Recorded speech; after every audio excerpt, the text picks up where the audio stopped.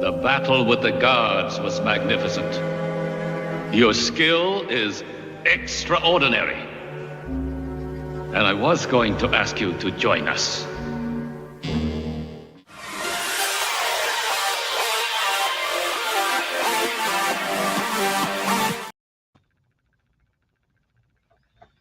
Folks, there goes the best there ever was. Let's go.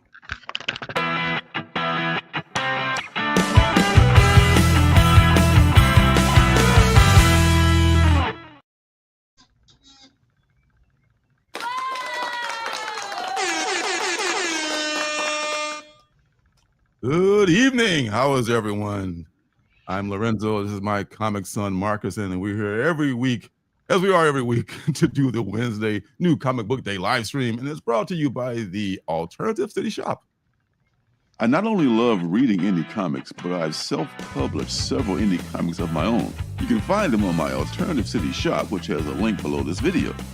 There, you'll find, along with my comics, t-shirts, stickers, and now you can pick up digital comics, including Ninja Bunny Assassin #1 and #2, which are both out of print. You'll find pins and magnets that I call CBOs, or comic book originals, which are buttons, magnets, and pocket mirrors that I make from superhero comic books. So don't come after. You know what's good for you. So, what's going on, son? How are you? Another day in paradise. Father, how are you doing, sir? Oh, not too bad. Not too bad. I was thinking, watching that clip, I was like, man, you're so cynical, Marcus. I was like, man, this could never happen now because somebody would have been shot his ass, right? Like one of them dudes would have had a gun. Well, you know, the setup for you've ever seen Enter the Dragon, the setup is there's this tournament on this island off of Hong Kong, and all firearms are illegal off of, in that area. So There's no guns So on the there's a entire lot island. going on. It's, Okay. it's just perfect setup for the fights only to happen. I saw that movie like 15 times before there was videotape. I mean, I saw that movie so many times. I could watch that scene right there on a loop every day. Love that scene. Love it. Love the battle. Taking you back. What year are we were we talking here? Like my sophomore, junior year of high school, probably like 70. I think he passed in 73, I think. 1973. I think it was, yeah. Oh yeah. Jeez. I was also thinking about great ones that we wish could have lived on. You know, obviously Bruce Lee was one. Tupac is another one. Notorious B.I.G. Some might say James Dean. Two Sure. other tragic young ones that we Oh wish my could have God. lived on. So many. Jimi Hendrix, in the music industry. I mean, Janis Bob Joplin. Marley. Yeah. Bob Marley. A lot of. It's like the 27 Club was a thing. They all died at 27. Morrison, Hendrix, Joplin, and a few others died at 27. So it's like kind of a number. Like if you're a big star and you're 27, watch out. Heath Ledger, Philip Seymour Hoffman. Drugs got a lot of them, huh? A lot That's of the them. thing. Legal drugs got those two. I mean, they thought they were taking, stuff that was okay and had like, the what is that? Fentanyl or some other shit was in there. Yeah. That's the thing is you can't really be messing with them drugs now because you have no idea what's got fentanyl in it. It's going to kill you. Man, you couldn't get me to touch a thing that didn't come from a dispensary now. Yeah. First of all, I fuck with is that would be crazy risky. yeah, man. Because, I only mess with the usual stuff. Define Smoke weed every day. but I would not touch anything. You can put fentanyl in that too, can you? Am I tripping or can you? You probably I could. thought I heard you could. I don't know though. Dispensaries are inspected and they got to pass certain. It'd be a really I'm just saying, but if you were buying street weed, I think fentanyl still. I don't know. Chat, help me out. Is it still a threat if you're buying street weed? Do you have a threat of fentanyl? Can you smoke fentanyl? I don't even know. I don't know either. I bet somebody's tried it. I would not mess with no street weed these days, man.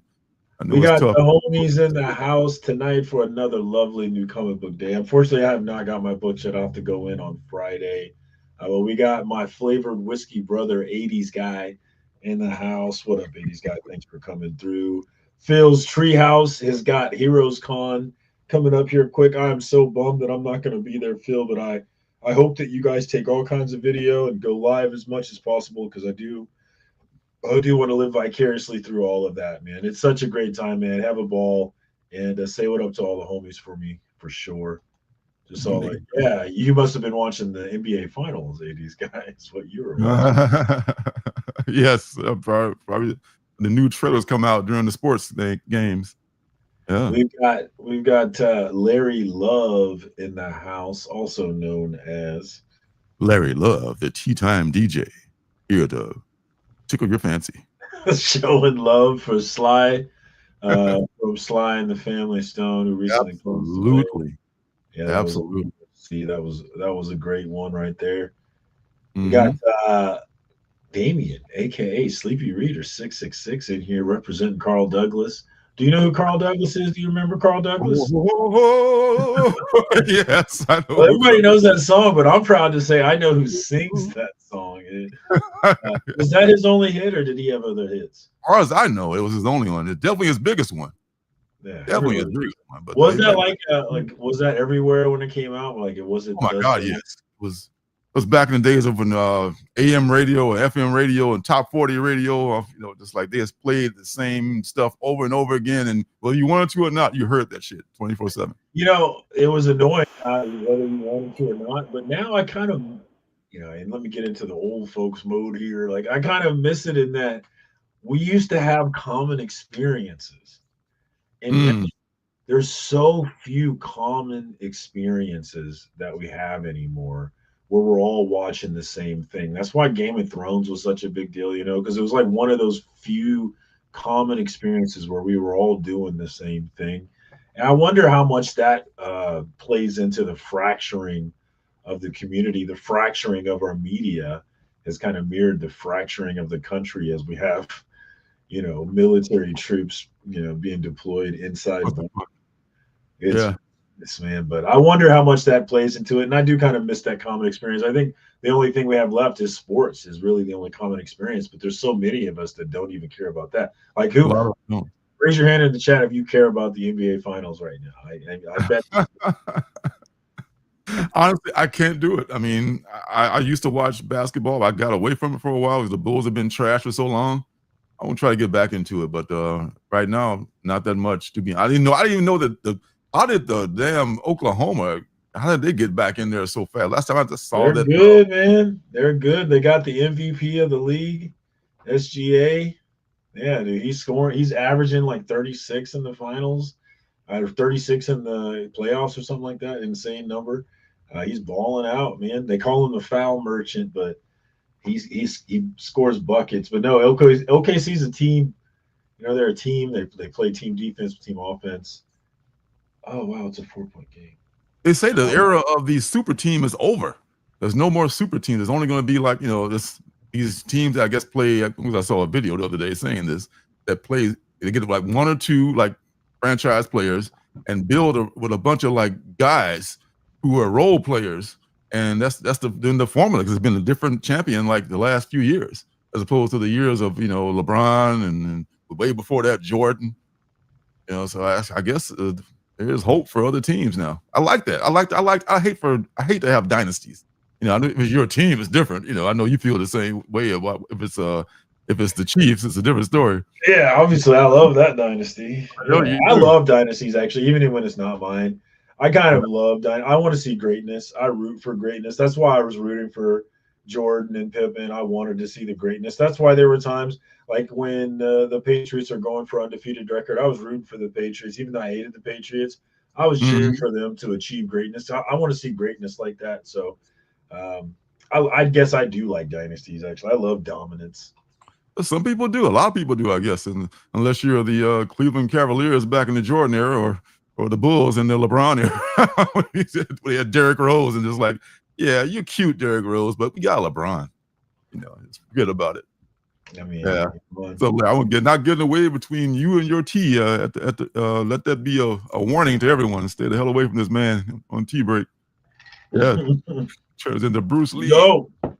Oh, yeah, we forgot about the chat there. We got my homie Frog Brawler has returned to us. We have missed him so much. Hey, what's up? So good to see him. Hope everything is well with you, my man. And, we are ready for you to come back to the community whenever you feel like it. I know not everybody is happy about the current state of affairs in this country. I'm not happy about it. I'll just say it. I'm not happy. I'm not happy at all. I try to stay pretty even kill. I try to stay, control what I can control about things. But as of late, even the stupidity of everything has really started to piss me off. It's been crazy levels of stupid, and it's very embarrassing for me. And I hate that the world is watching. It's like, when you're fighting in your family.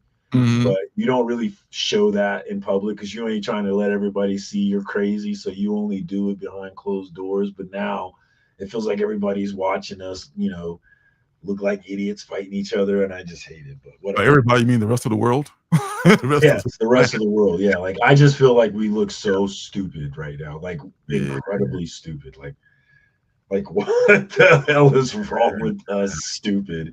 And I hate it so much. Well, we're going to get through this and control what we can control is all we can. This will not last forever, I promise you. Yeah. Control what we can control, and we'll get there. But it's like, I've particularly hated seeing the stories about kids being detained, families being torn apart. It's been really depressing reading a lot of that stuff. And then obviously the helplessness you feel because, what the fuck can I do about it? As far as, people being deported, people being here illegally, if you're doing crimes and stuff, I don't have any sympathy for you. But like I read a story about a kid who's been here since he was 5 years old, and he was on his way to volleyball practice in high school, and they snatched his ass up. And it's just send them where? Just send them fucking where? It's the only place he's ever been. And I'm reading stories that they're going to open up Guantanamo Bay and start sending detained immigrants over there, and it's just like I don't I fear I don't like the direction. I fear the direction, man. It's I my yeah, things have risen significantly as of late for me, especially the whole sending people to Guantanamo Bay. Yeah. I think they say I don't want to get too dramatic, but first they come for so and so, and I didn't say anything. That's not a joke. A bunch That's of us for real. ain't saying shit right now, but we'll Not, see. not a cliche. Yeah, that's But not we'll see how. It's not just violent criminals. It's not just terrible Mhm. people, man. It's just regular folks living their lives right now, getting snatched up, and God help them if they get sent to Guantanamo Bay. But we don't want to. I don't want to get all depressive. But shout out to the homie Frog, man. We're gonna get through this. It fucking sucks, though. I hate it. It's embarrassing. Yeah, I know. Really, really embarrassing. Really, like the hell. Yeah. Swords Forge is in the house. What up, Swords Forge? Good to see you, my man. Thanks for coming through as always. We gonna be all right. Jenny Sure. Meldrum is here, our green lady friend who gave us the hookups with what the hell was that? I will never forget. I know. Kung Fu fighting was definitely everywhere on the AM. Do I look fuzzy? Hold on, let me see if I can fix it. A little dark. I was gonna call it the Prince of Darkness, but Let's see if that fixes your mic sounds a little far away, but maybe because you was just leaning back that time. Maybe that's what did it. I don't want you to. Once you had the mic not hooked up and it sounded kind of like a check. I don't know. Yeah, it's using the right mic. boogie check. Okay, all good then. Probably just a lean back or something. Like these mics are very sensitive. Hey, what about this? Is that better? Oh yeah, do that again. I think I was using the wrong mic, actually. Oh, there you go. I caught it. Yeah, I'm glad you didn't get through the whole thing. So one time you did. Why didn't you tell me? Like I thought. Yeah. You got to tell me because obviously I can't tell. Yeah. I mean, it's a big difference now. Okay, yeah, you did the right thing. You did the right thing. Yeah, World Cup next year. People are saying that obviously we can't do the World Cup here. I don't know, man. I mean, that's a year away. I mean, obviously it's not great to be kicking people. I mean, if you're here to watch the World Cup and you might get snatched up by ICE type stuff. I mean, I don't know how much of a problem that will be, but fingers crossed, man, because I want the World Cup. We have games in Kansas City, man, and I probably won't afford to go to a game, but I will go hang out in Power and Light maybe and just experience it because I'm not really a soccer guy like that, but there's nothing like the World Cup, dude, where the whole world is plugged in. And it's even better when we're decent. We can maybe have a chance to get to the second round. I don't know how good we are. Are we even in it this year? Because I know we weren't in it last time. Oh, I don't know. Or are we not in this year? You got to be good to get in it. So probably, I don't know if we got enough players. It's so much better when we're in it. Yeah. For us, at least. But fingers crossed, Janet. You've seen that scene before. She probably forgot it was a long time ago. She hasn't memorized it the way I have. I like every move. I just like, oh, this guy just. It's so hard to choreograph a scene like that because a lot of people got hit that didn't mean to get hit. Lee got injured himself a couple of times. He was bitten by a snake. There's the scene where he handles a cobra, and they had to give him snake venom cobra. It was a tough movie to make, but it was the best kung fu movie ever made. AR is in the house. He says, I can't understand anyone who reads comics not feeling exactly the way you guys do about this fascist bullshit. Also, happy New Comic Book Day. There's so much in this world I don't understand. I just have to accept that I don't understand. Control what you can control, man. That's all we can do out here in these streets. Control what you can control. But don't burn I feel like it's the wrong mistake. I think part of the problem is that we're all burning bridges and we just stop talking to each other and there's no dialogue. And I think that we have to accept what we can't control. And cussing people out is not how you change anybody's mind. And I think I see a lot of us just cussing each other out and being condescending. And I'm the worst about being condescending, but just being condescending and not really allowing space to actually talk to each other and build some sort of common ground. I definitely don't want to go that direction either. Nah. Cutting people off and closing doors. We're never going to solve it that way. That's for sure. Yep. We got Swagged in the house, part of the Kansas City comic book collecting crew. My man. What up, This Keon? Liam Neeson is he in the trailer? Liam Neeson? Yeah, and then you haven't seen the Naked Gun trailer? It probably just premiered just now. No, I saw it a long time ago. It's been out a while, but they just played it on the NBA Finals, so it's getting okay. a lot of. It's pretty funny, man. I was not interested, but then I saw the trailer and it made me kind of. Yeah, I still probably won't go see it, but it was interesting. You should check it out if you like the old Naked Gun. I think I do. I think they're giving you what you want in this trailer. Okay. Allegedly, Liam Neeson is packing. You know what I mean? I think you do. How do you know this? About the really naked what kind Liam of books Neeson. are you reading?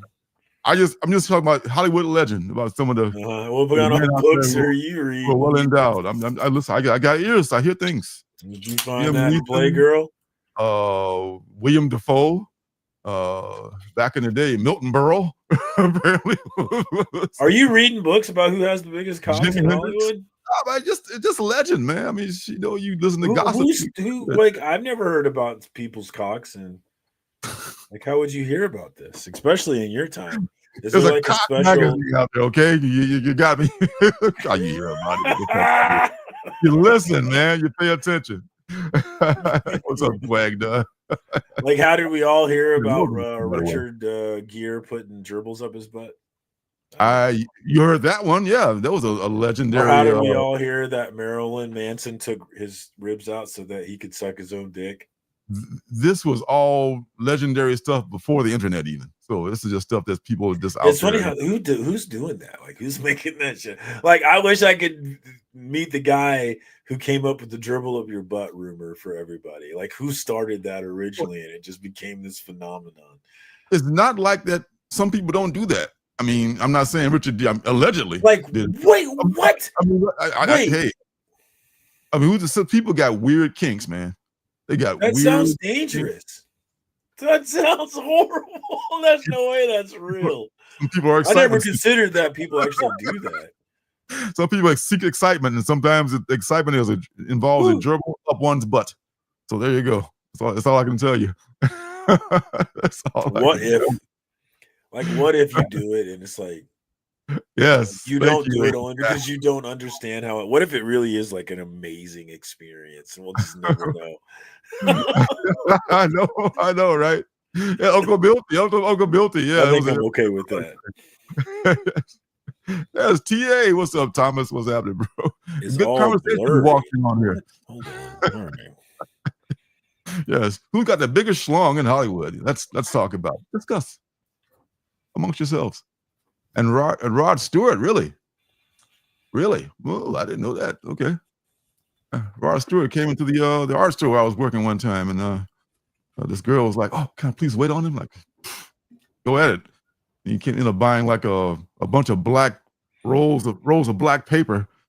I guess he said he was trying to black out the windows in his hotel room or something, so he could sleep. But go figure. Another brush with fandom, with stardom. Where'd this guy go again here? You just abandoned me. I'm here. I'm just trying. I guess I have camera problems. I'm just trying to. You just look a little dark. That's all. I don't understand. She says the left side is blurry, so I'm just trying to see. Really? If I can't fix it or something, Let's see. Oh. I don't know if that's any better. It's not blurry to me, so I can't tell. You look a little clearer now than you did before. Actually, you were blurry before. I noticed you were a little blurry and your sound was off, but now your sound is good and you look sharp. You look sharp. I took a break. I haven't been going live, so I guess my settings got out of whack. That's how it begins. Yes, exactly. 3 shows a week every week, man. It takes a toll on you. Man, I can imagine. You took off from a JP show too. So he's doing it. No, I didn't take off from it. He just didn't have a show yesterday. He didn't have a show yesterday. Yeah. Okay. All right. Well, yeah. I mean, that's you gotta take time, man. You just gotta take time. Yeah. The Howard Stern show is where you got it all, huh? Okay. Oh, the Howard Stern is before the internet. There was Howard Stern. Yes, Howard Stern was the king of all media, self-proclaimed. So yeah, back in the day. And speaking of like people of the 27 Club, in this case, these guys were quite old, way over 27. But we lost 2 of the greats in the music industry.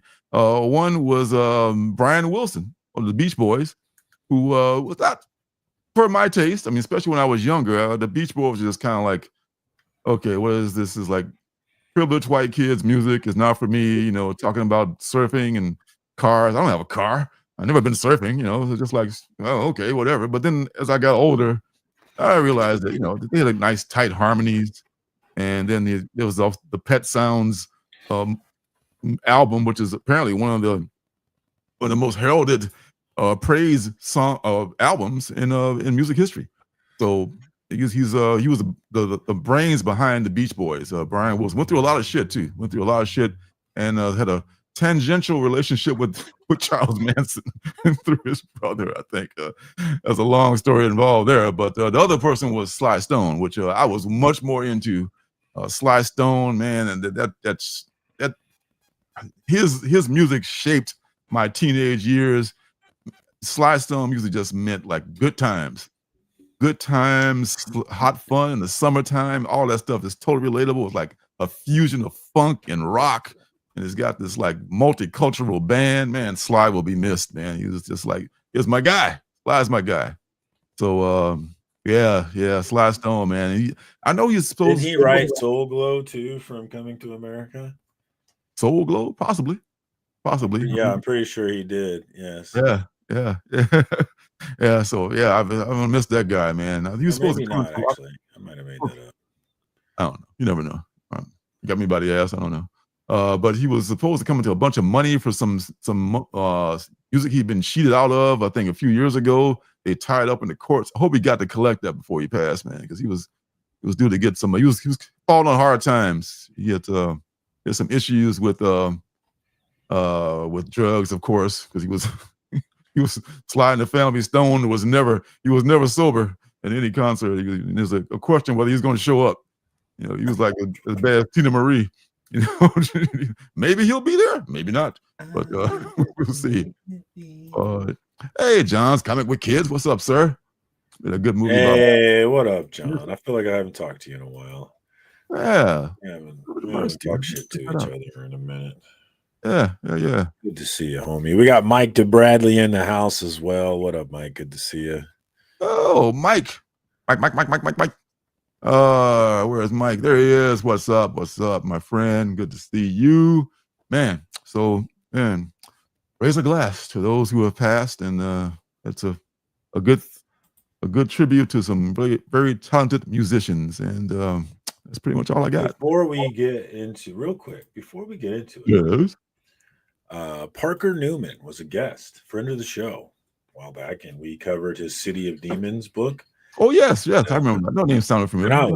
I was quite taken with it. I thought it was pretty interesting about early Los Angeles and how the culture and corruption of Los Angeles kind of informs the culture and corruption that we see. Yeah, and it was going to be published by, I think, not Vault, but some other company that kind of went under, Red Moon. Blood Moon Comics, I think it was, maybe.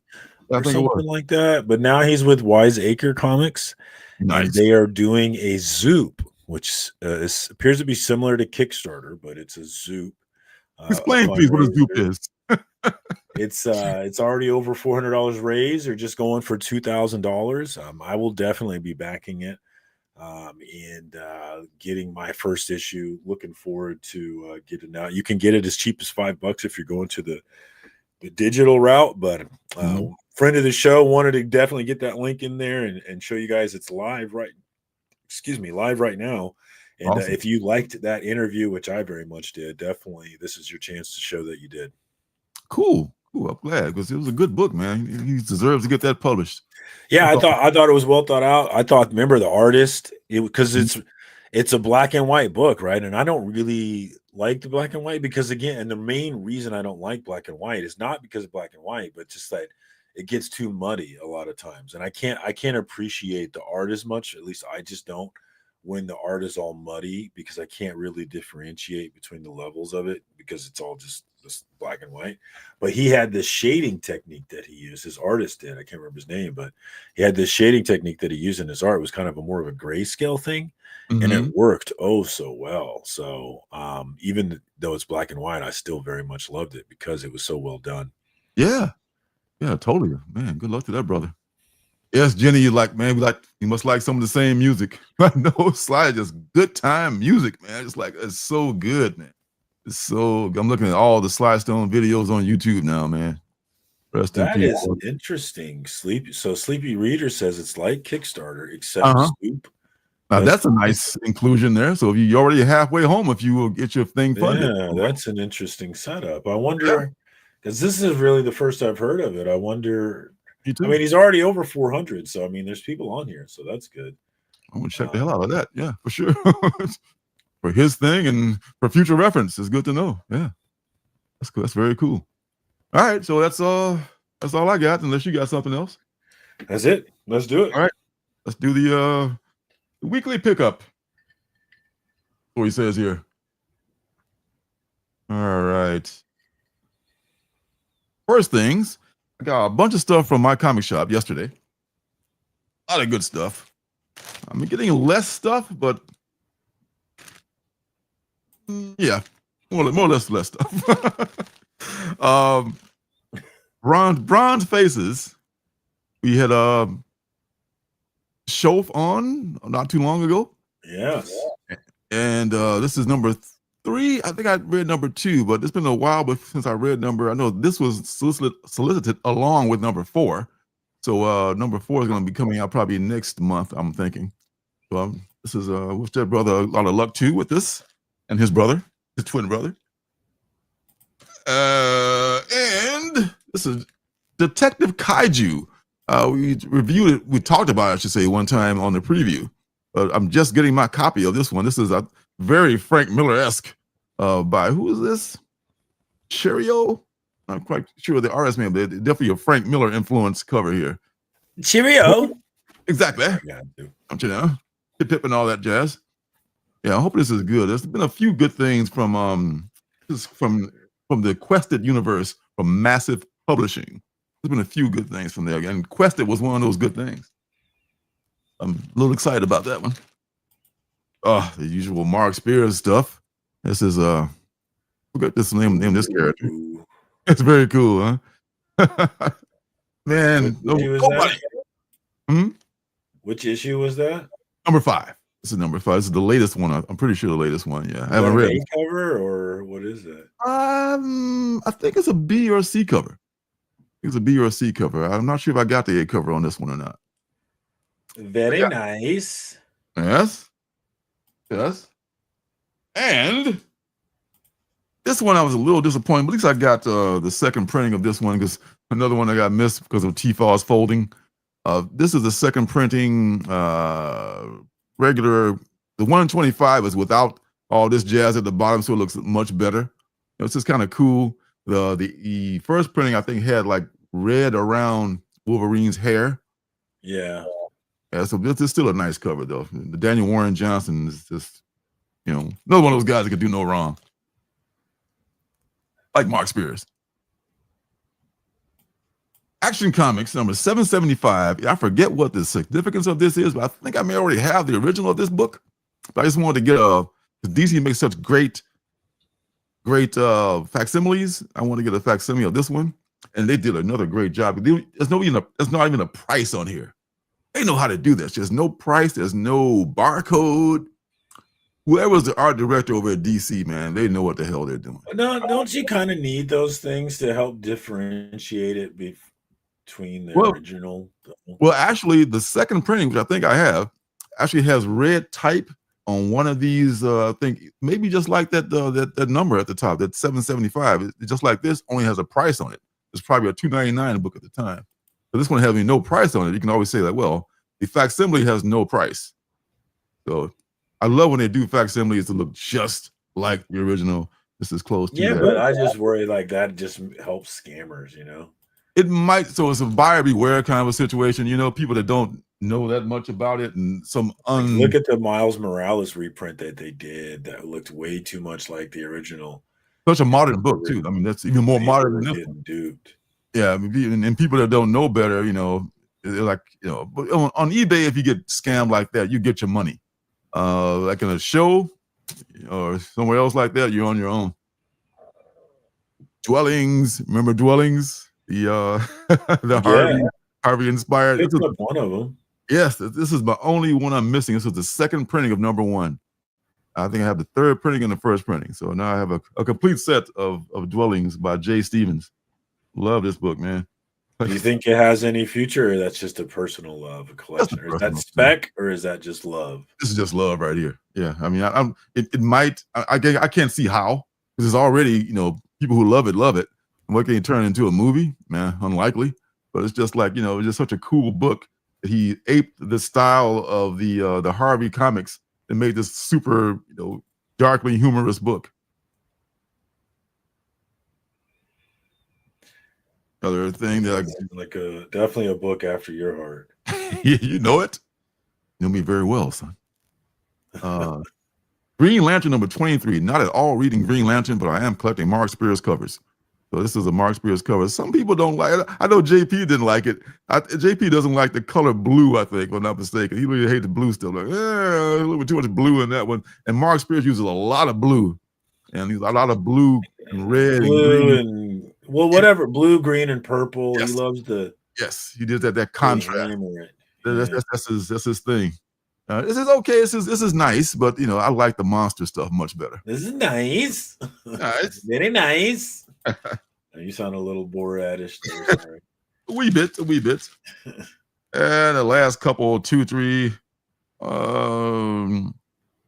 This is of course, I'm still getting, like last week I had from my comic shop, about 6 timeless covers. This is another one. I forgot to check to see what even book this is. I want to say it's a West Coast Avengers, maybe. Could be a West Coast Avengers, but probably never going to read it anyway. I just buy these for the covers and just stash them away in my Alex Ross timeless collection. I kind of have a desire to have all of them, it would look so nice. It's like draining my bank account whenever they come out. Like, damn, another one! I gotta get another one. This is another banger, even better than the Black Goliath, man. This is like the '60s Nick Fury, done with Jim Steranko would be proud. This is very, very cool. All right, this one's one I got just for the cover alone. Now, I do not remember who the artist is. I'm so bad with that. I apologize in advance. I forgot to write on the back like John Stout suggested I do. Like, I write on the back, you dumbass. I forgot to do it, but this is very cool. That's like a 1 in 100. That's like without the trade dress. This one is dope all by itself. This is MJ just having a latte, walking down the streets of Manhattan. Was that good luck telling tomorrow? Yes.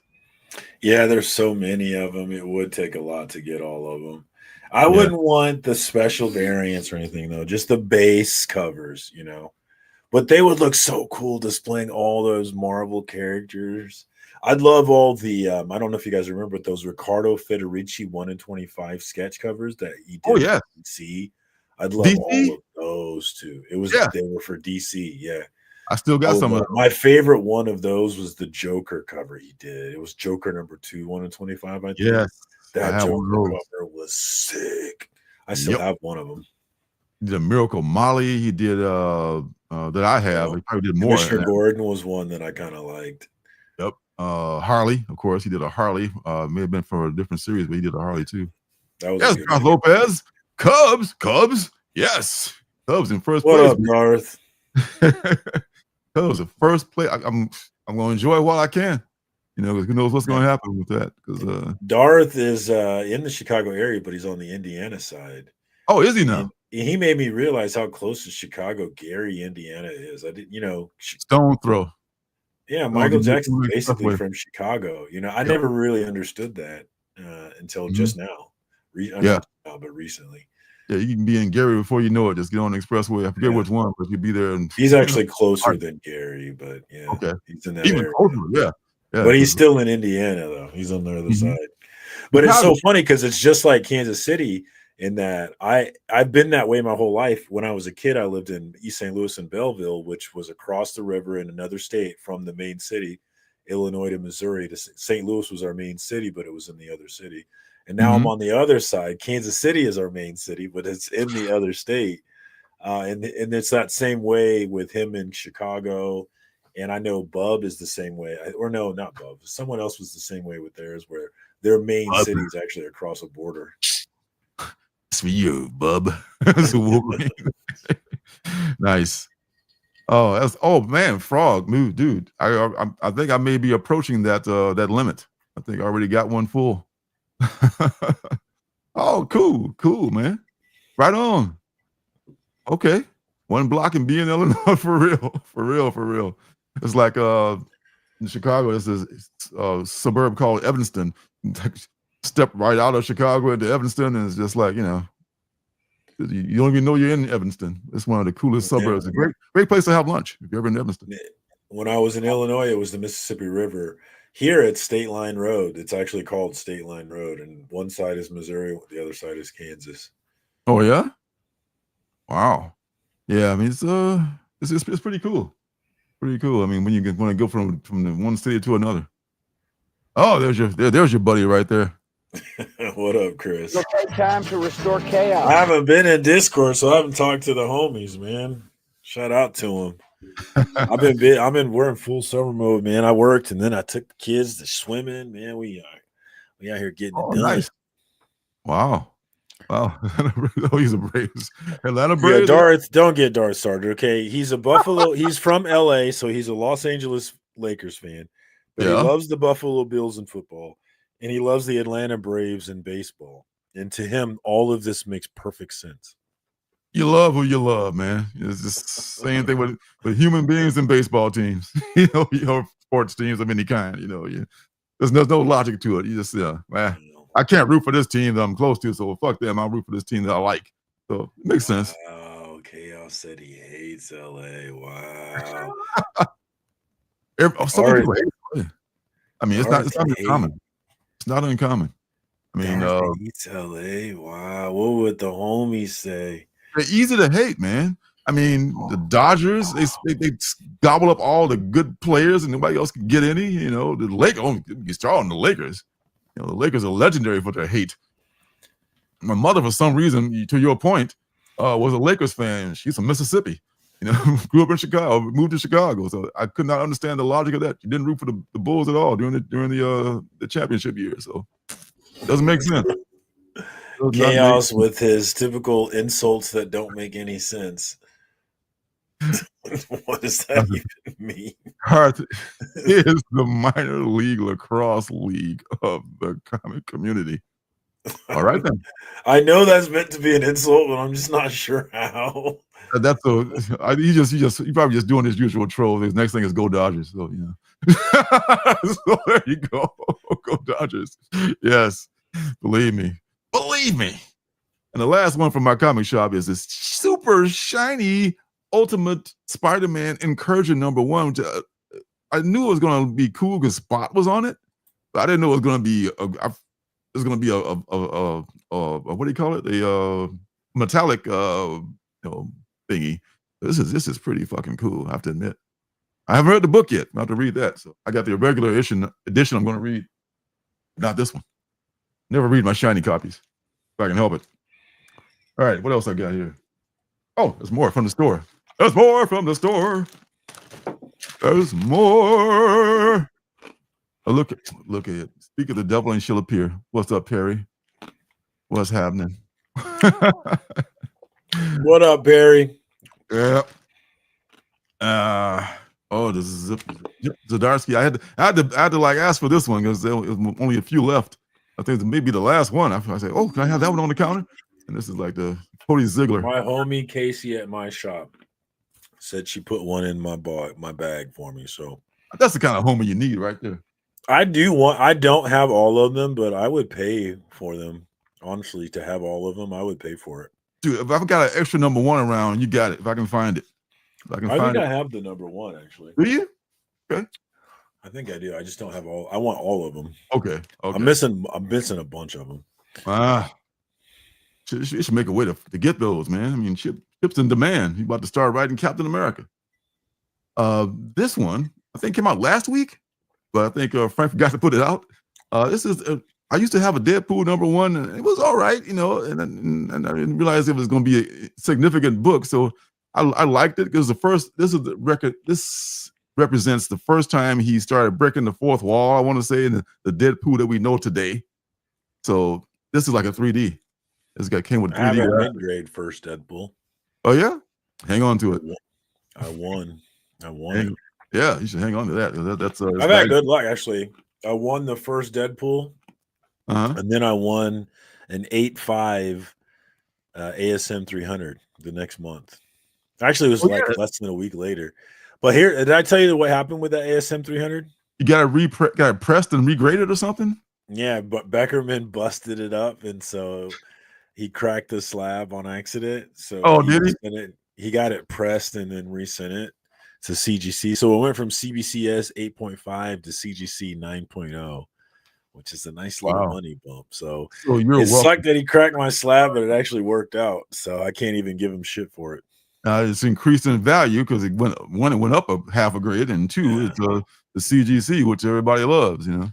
I'll tell you what, when they announced that Venom is going to the MCU and that thing is worth $1,000, we might have to. It might be time to trade that bad boy in for SIKTC #1 and some money. You can get a stack for that, man. I might consider that myself. Woo-wee! I like the sound of that a lot. Let's go. And also, have you heard Discord is dead? It died weeks ago. No, Discord ain't dead. Chris, I even know it was sick. So there you go. I mean, I'm late to the party on that one. I was not in Discord. I was locked up at my job today, so I will be back. I don't think it's tomorrow either, so I should be back tomorrow, guys. Awesome. So keep in mind, Discord people, you'll be back tomorrow. Amazing Spider-Man, giant size Amazing Spider-Man #1. Okay, there have been so many giant size Amazing Spider-Man. How can this be #1? It's just not possible. It's not for this year. It's #1. But you know, you put giant size Spider-Man number 67 on there, nobody's going to buy it. You know, so put the #1 on there, and sucker like me will buy it. Legends of first appearance in here. Well, we got Kevin Smith, Al Ewing, Chip Zdarsky. A lot of people I like their writing is doing this too. So I picked it up. What the hell? That's the first appearance of somebody in here too, debut. So I'll take a flyer. Got him. All you gotta do is say first appearance. Oh, you little faith. You ain't just whistling Dixie. Absolute Batman. Got to catch up on this one, man. Another one I got to catch up on, but it'll happen. I haven't read the Mr. Freeze, which is pretty good. Mr. Freeze, not Mr. Freeze. Mr. Freeze, first appearance. For you to say, geez. You would think. Now we got Absolute Bane, which could be like we talk about. It's like a little walnut-sized head and giant ass fucking arms. Hey, you think Ultimate Batman was big? I mean, Absolute Batman was big. Hold my beer. You can see nothing, so you see Absolute Bane. World Tree is something I've had fallen behind on. I caught up, and I've fallen behind again. I think I need to catch up on it again because it was still good when I caught up on it. This is number 15. Yeah, you said it gets better, and I haven't read it since you said that because I was struggling with it. I could tell it wasn't a book I wanted to read one by one. I needed to read it all together. That's why it's kind of good that I'm behind on it now, so I can just read 3 or 4 of them back to back. Yeah, that's all right. I still haven't read Nice House by the Sea yet. I need to read that one, but I want to read all of that too. Yeah, good thing it's on hiatus now. You can catch up at some point. Here's your girl right here, Erica Schlauter.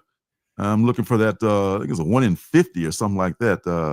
It's on the thumbnail. I think that's a 1 in 50. I forget which one it is.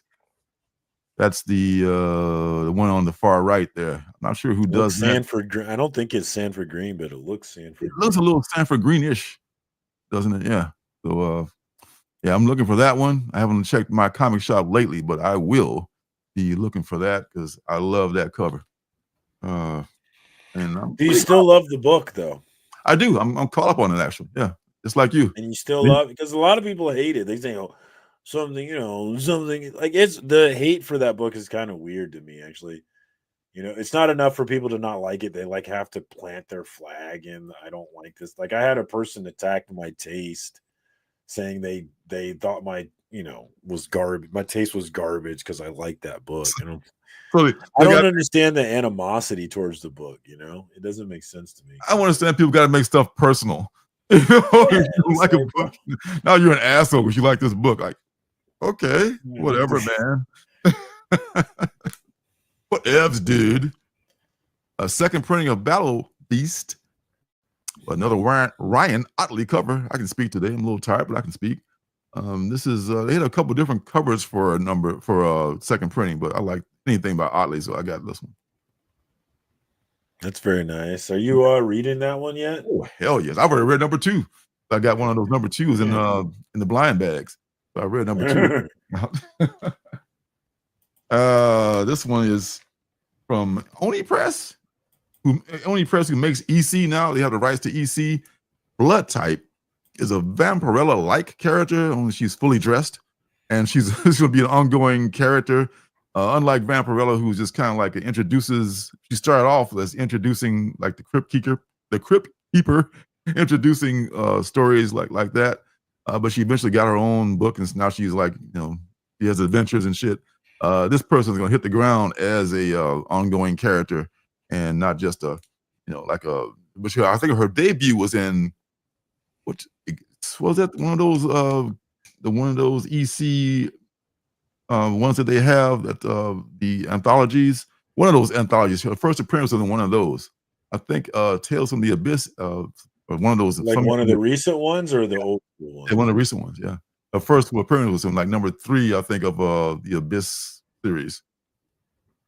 I want to say. I know it's recent though, for sure. And the last thing, I had even like he just only like briefly touched on this, and I didn't even know that this version of this book even existed. But I saw it in the shop today. This has been out for like at least a week, maybe 2 weeks. The World to Come. We were talking about that. You were kind of poo-pooing it and everything. This new Black Panther story from Marvel Knights. Oh yeah, that book's going gang. But was I poo-pooing it? I guess I was. You kind of were a little bit. There's a little poo-poo going on there. And even look, we just got done with Tosin, right? Nobody cares about Tosin now. We're all going for the white guy now. Typical. We're gonna tell. So you've heard the story then. Okay. Typical. All right. So it's no now longer, we're talking about Ryan Gosling's going to be the Black Panther in the movies. Did you hear that? Once shit starts, it just goes everywhere. I mean, the thing about it is like, white people have been losing their heroes left and right. Why can't they get one back? Wonder Man is black now, so that means that Black Panther got to be a white. It's all fair. Them, one for us, one for them, one for what the fuck is that about? Who cares? Oh, this is a good story. Yeah, for real. But it sucks. And I was thinking about that, like, when you're like just making you're just making a commercial, and you're just telling a story, and you just pick the best 2 actors, and the 2 actors happen to be some race. And because they're these races, it's suddenly not okay. Whatever but you weren't thinking about that at all. You weren't thinking about it's just crazy how that works. Yeah, I mean, this goes to show that people will find ways to be offended no matter what. If we were all the same color on the planet, there'd be some other way to discriminate against us. I wonder what it would be. Would it be eye color? Would we switch to eye color? That'd be crazy, huh? Eye color. Think about it, like, right? It's the same thing. Oh, the eye color. Okay, yeah. So judging people based on their eye color. Yeah. So what color are your eyes? So brown eye. Oh man, brown. Could you imagine not liking people because based on the color, like your green eyes, get out of here. Like, I just think that's just inherently human to do shit like that. Unfortunately, I'm sorry to say. But yes, answer your question. Blue eyes. Darth, I am looking forward to I guess that would never happen because inner families can have, you can't be homogenous in your family unless black people, black people mostly have brown. Well, think about this story here. I mean, I mean, I had to read it twice. I wasn't sure, like, what the fuck? You know, what's happening here? We'll talk about it more later because I got more to say about it. But this particular issue right here, I didn't even know that this was a thing. This is a one per store. I know they even had a one per store, and it was just sitting on the shelf, and I picked it up like, oh my you god! might as well sell it now, dude, because that book's gonna crater. I promise. Just like the Tosin book cratered. How do you know? I mean, right now it's no. up I mean, to, it might spend some time up there, but look at Black Panther #3 when the first Tosin. Look at that book now. It was at $50, and it stayed at $50 for a good time, and it's probably a $5 to $10 book now. I'm just telling you, the numbers don't lie, brother. I mean, it's maybe it'd be around 20, I'd say. I think I bought one recently. I bought the A cover. It was around $20, or maybe around 15 to 20, I want to say. So it's still holding some value. But after this, well, if I'll tell you something, if this one drops, then the Tosin one will probably go back up. If this one is successful, then the Tosin one is fucked. And this one is successful, that means like I'm in business. I mean, they could be both successful, right? I mean, you could tell a story with both of them that could be dope in my imagination. I think because Marvel Knights is Elseworlds, or as Marvel calls it, Marvel Knights. Marvel Knights is just a grittier version of What If. What price did you say again? It's going for, I've seen it go for as much as like $75. Some people are pricing now? like $75 now. No, you're now. June 11th today, $20. A 9/8 CGC slab, $49.99, $25 for that cover or for the A cover? For the A cover. So the 9/8 went. Yeah, the 9/8 went for $50 even. That used to be the raw price. Another one for $20. So I was wrong. Here's one for 13. The token. 13. Okay. $8.45 right here. $8.45. $7.69. Okay. So, I thought you were talking about this one.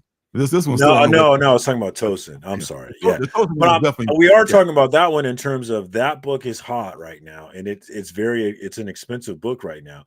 But so is Tosin, and that book is cratered just like the one you're holding is going to crater. Well, I believe that one that I was just holding is probably the reason that one with Tosin as cratered. No, these sales are from April, from May, like. Okay. Well, it's a fickle market. I mean, because everybody that wants one has got one or got two. Nobody's buying it really, and so it's just. I'm just saying, that book cratered long before this one, and this book will crater. I promise. If you want this book, just wait, guys. It might take a while, but it's going to come down. Luckily, I was able to get it. The numbers don't lie. Like, there's so few exceptions to the rule. Oh, numbers lie all the time. We can manipulate numbers to make them lie. Not in this game. People lie. They can manipulate the numbers. The ebbs and flows of the sheep of comic book collecting. I'm Ebb and she's Flo. Glad to meet you. All right. Moving on to the what else we got here? I heard Agent Orange. Agent Orange is a new Luke Cage. That's what's happening. Oh, I thought I saw Ross the Great come in there. What's happening, man? Good to see you. Talking about the Pacers. Wrong. Like Donkey Kong. You a Pacers fan? I think you're a Pacers fan. I think you mentioned that before. Oh, it's happening. Christopher Priest scripts can be bewildered. Yeah, he did Superman Lost recently, which I kind of like the first one of that. I never finished that series, but it was a cool concept. This is a cool concept. Like I said, I'll talk more about it later on. That's going to be it. Because not that much later on because that's all the books I've got. So we're going to do what's good real quick, or real slow, depending on how we like it. All right. Hey, yo. Hey. All right. Take it nice and slow. Sing the song, Teddy. What's happening?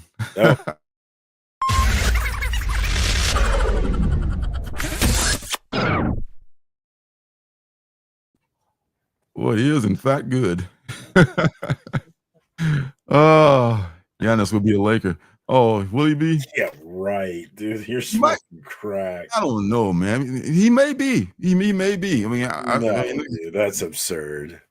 Bulls fans are like talking about he's gonna be a Bull, but that's California dreaming right there. They got nobody to offer. New York makes sense, though. New York makes sense. Yeah, you're trying to go with some big already established team that's already good. You know, oh, look at you, born and raised in Indianapolis. Right on, man. Well, they're in the Parks and Rec state. Yeah, I mean, the Bulls have to trade the entire team to get Giannis, and then who you got? You got Giannis and a bunch of bums. You know. So Speaking of Indianapolis, this kid I went to school with in Belleville, he died in downtown Indianapolis naked with a gunshot to the groin. Wow. His name was Keith Bogay. I think about him sometimes, like, what a way to go, huh? Downtown Indianapolis, naked with a gunshot wound to your groin area. Was it ruled a suicide? No, it was his baby mama drama. Oh, okay. I was gonna say it was sometimes brothers turn up dead and they say, well, with 6 gunshot wounds, like, suicide. Case closed. No, his baby mama and her boyfriend or something got charged or something with it. Okay. It was wild. All right, man. That got dark. Sorry. I'll tell you. Brother, I'm sorry for your loss, brother, but damn, it did get dark. Damn, I'm sorry, guys. Hey, welcome to What's Good. Yeah, speaking of Indianapolis, let me tell you this great story. Great story. Fun times. looking for Gianna. Oh my God, no. Oh God. Oh, you LA fans. Great city. Definitely go visit. Oh. Well, yeah. Stay for the mass murder. Oh, no. I'm Water bug in the house. Luka Giannis isn't happening. That's crazy talk. You don't know that. It might be happening. But I said Luka. I would have said Luka to the Lakers is crazy talk. So I mean, I don't know. Well, it would make a team. It would make sense to a big established team. Why would we leave Milwaukee and then go somewhere like, I don't know, Sacramento? I don't know. Let's put something out. Let's put in something out of my head here. We were talking about the Pacers. The city shot.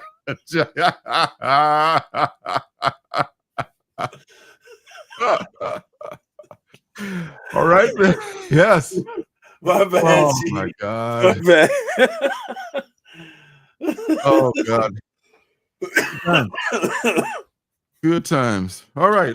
And normally we talk about I will throw in a big 2 book every once in a while and what's good because they have good books on occasion. Unlike Gwenpool. I'm gonna talk about that one. The one I'm gonna talk about is this one we just a few minutes ago finished talking about, The World to Come, Marvel Knights, written by Christopher Priest and drawn by Joe Quesada. So this is something that caught me. I felt it might be something. My spider sense tingled a little bit, so I pre-ordered a copy or 2. Bought one from the LCS, as you can see there. So it bounces around in time, which I kind of dislike for a lot of books, but eventually I figured it out, and I think it's The World to Come is just a phrase they use when all the shit hit the fan, I guess. So it begins when T'Challa is 16 years from the world to come. I can say his name. T'Challa is sitting on the throne and he just drops dead. And it's no secret that he's eventually he has to die and so forth. And we go back to I think 40 years before the world to come, and 16 years. I lose track. That's why I hate when it skips around like that. But anyway, it goes back to a time before that when I guess there was a war. They do mention that that they carry over some things from the mainstream Marvel universe, like the Panther did marry Storm, so Aurora was his wife, and he realized that it was a mistake because they were good friends, and he ends up just dumping her as he did in the 616 world. And he mentions that, or they mentioned in the story that she was killed in the race war, so it alludes to something that that's the only mention of the race war they made in this whole issue. And T'Challa built a shrine to her, because he was like so heartbroken that his friend and ex-wife was murdered, of course. And then he decides, not long after that, I guess, what, the king needs an heir, so he goes to America, and he looks up. I forget this girl's last name, Monica Lynn. I want to say Monica Lynn. She's like this singer and this nightclub singer. Oh, actually, they met in Paris, but she's from the States. And he proposes to her, gets down on one knee, be my queen, Okay, and they say, she's in Wakanda, pregnant, waiting for the baby to be born, and looking out on this, this shrine to this giant, monuments to Aurora. Like, you're gonna build one for me one day, so your next wife can look at my shrine. She's feeling really, really uncomfortable that day. Like, maybe she's feeling the pregnancy. I guess whatever the fuck women feel when they get pregnant. I'm sure it's a very uncomfortable time. And said, no, you're it, baby. That's all there is. They skip around again, where T'Challa is fighting. You know how they fight? He fought all those warriors on the waterfall, and he's fighting this other Black Panther who's masked.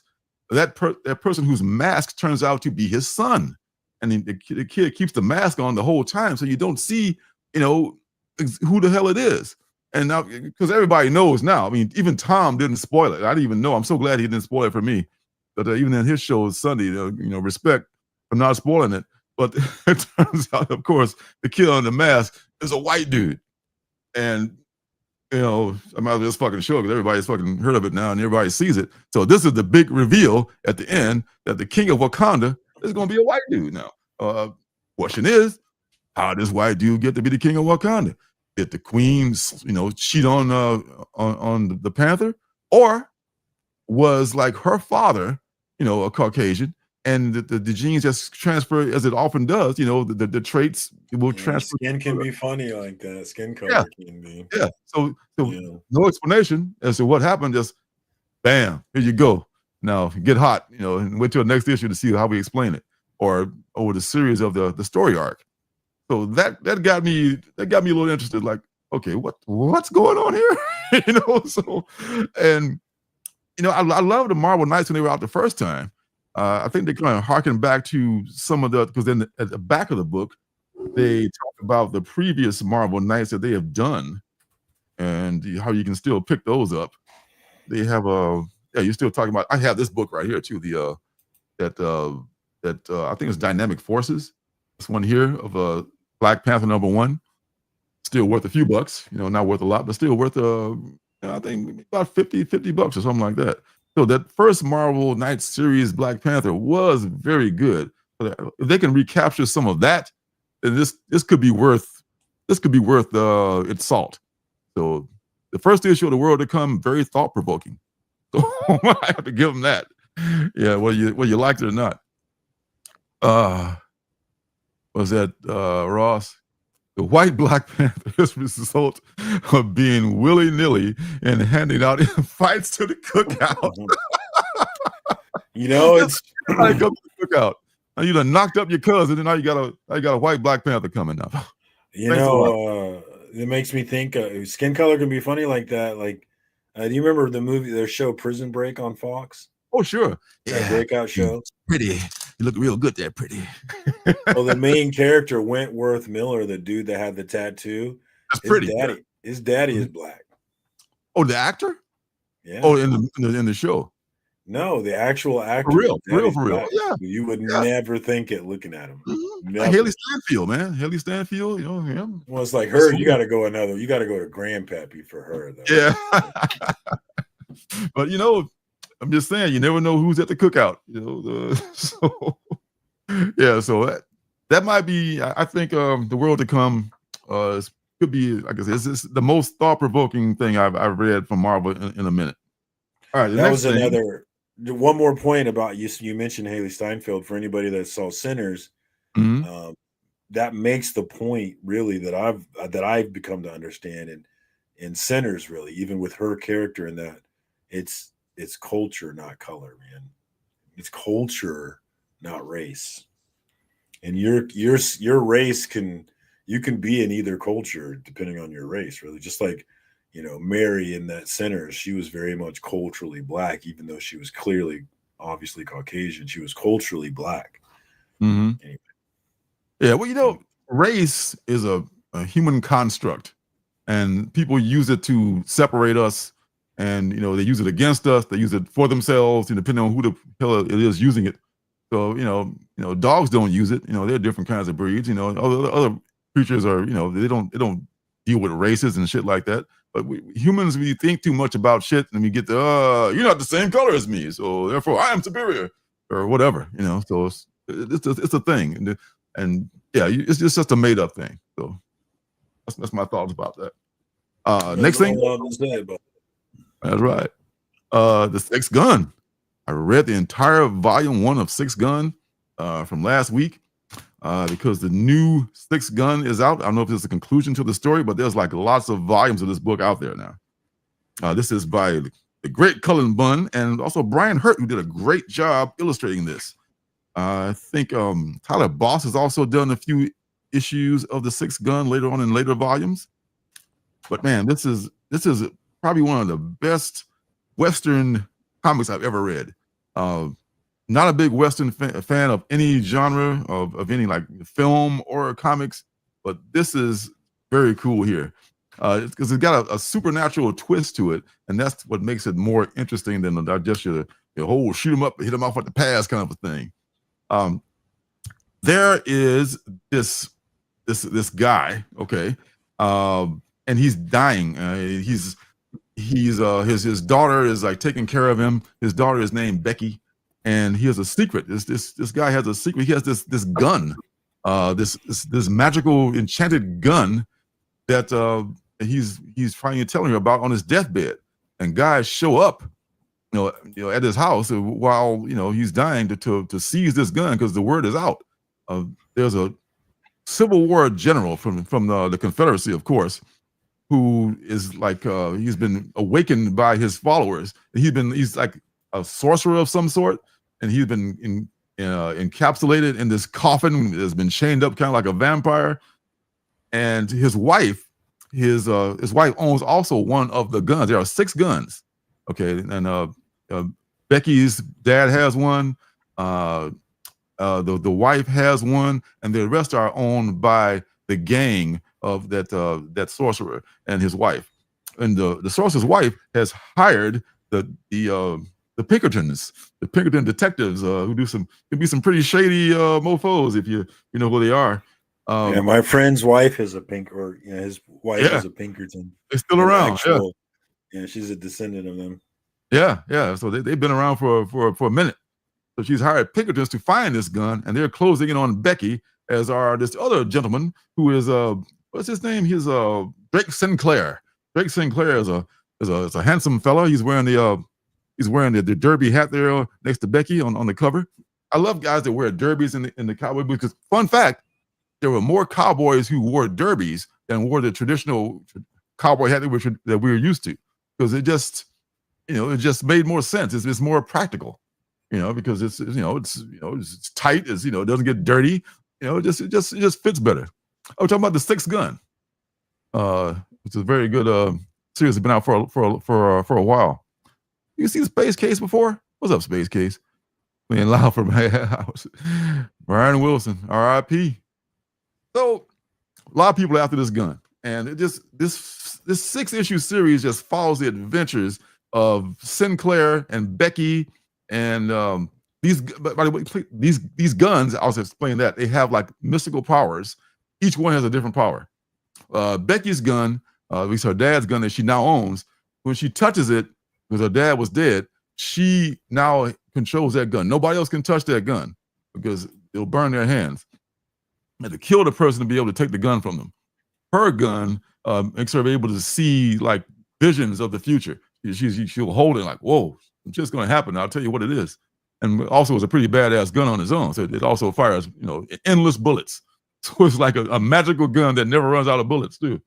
The widow's gun, not the widow, but the sorcerer's wife's gun, hers gives the person who holds it either immortality and invulnerability as long as they hold the gun. That's a very key point. They gotta hold that gun all the time, and they'll stay young, and they will also, never be able to be harmed, and they can still shoot your ass, that they can't be hurt. And there's another gun that shoots hellfire, and one that brings back the dead, and it's just like other different categories, different powers for each gun. It's very cool. It ends like in this place called a maw, which is where this chamber is allegedly holds some treasure, and you need to line all 6 guns up in this thing that we can't find a picture, but it's like a little a vault. You lay the guns in the vault, and it literally opens up with the treasure inside. But I won't spoil any of that because you want to miss that whole adventure of getting to the end. It's really well. It's definitely the best thing Cullen Bunn's ever done. And I think if you want to, wow, what was the publisher? Ross is asking. This is Oni Press. Oni Press, yeah. and I got this book you can probably find for $10. This is at the LCS. It's been around for so long that they just want people to read it. You know, it's like they put it in a cheap printing, and here it is. You know, just get going on it. You know, the 6 gun Oni Press $10 special. Probably like what printing is it? Let's just say what printing it is.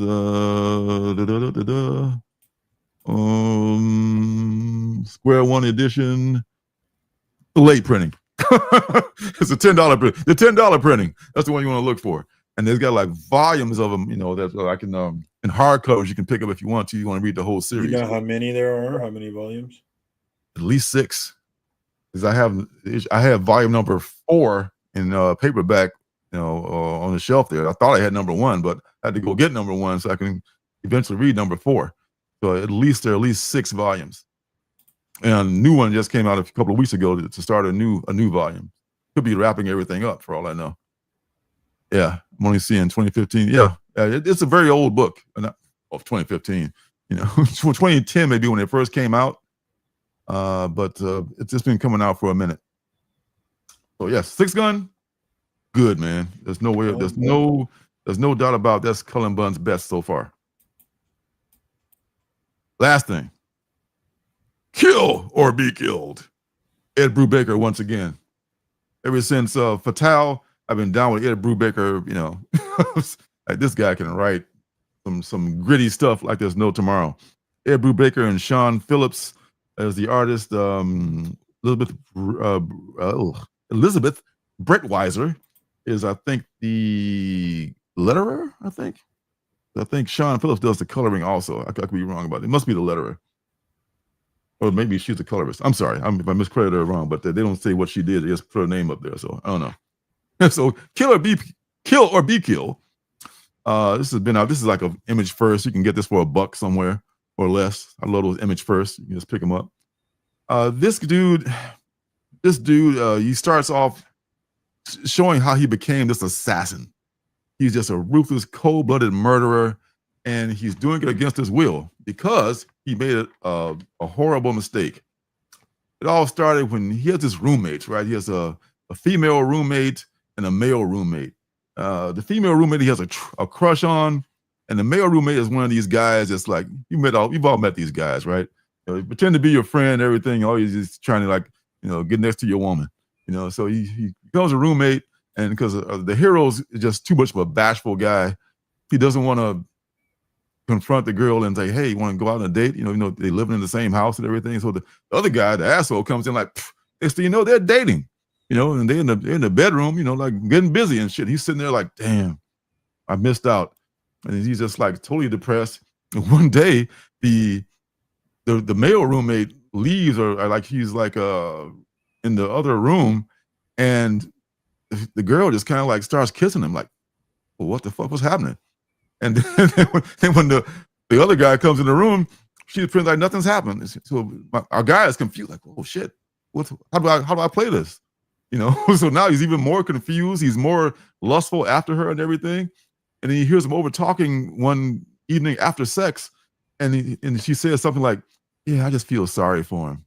It was like a pity kiss, So it was kind of like he felt so dejected about that.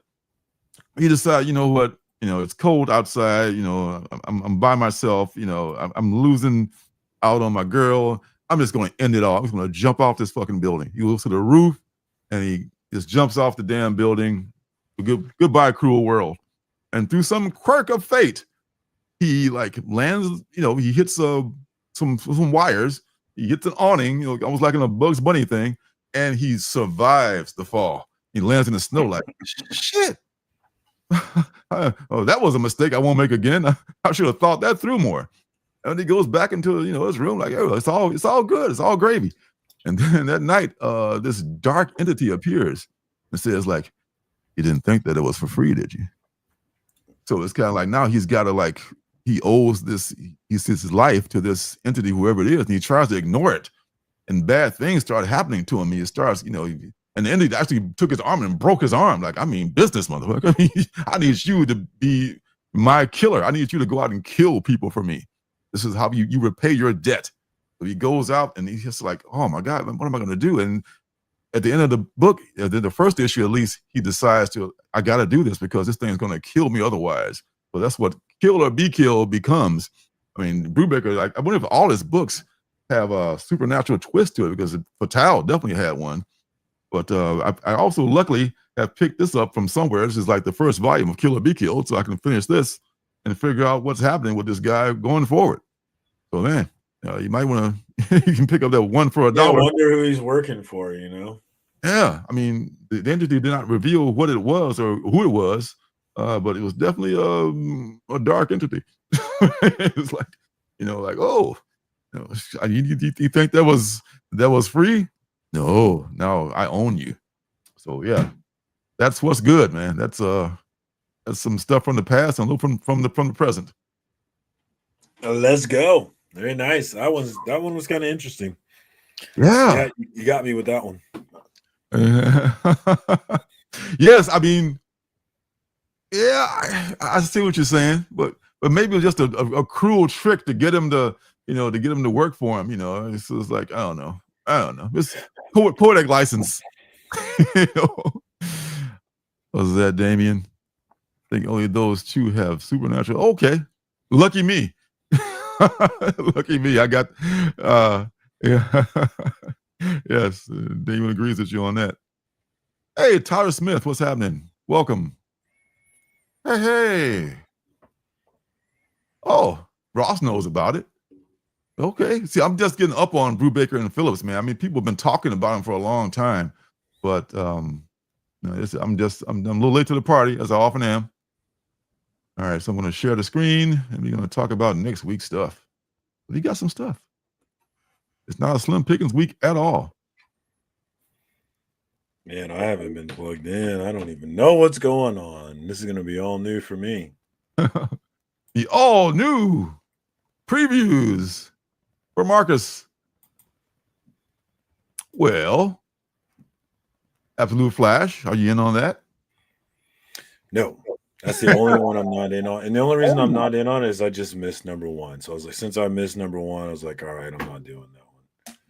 Good reason. Only reason I'm not in on it because I just have too many books right now. It wasn't bad.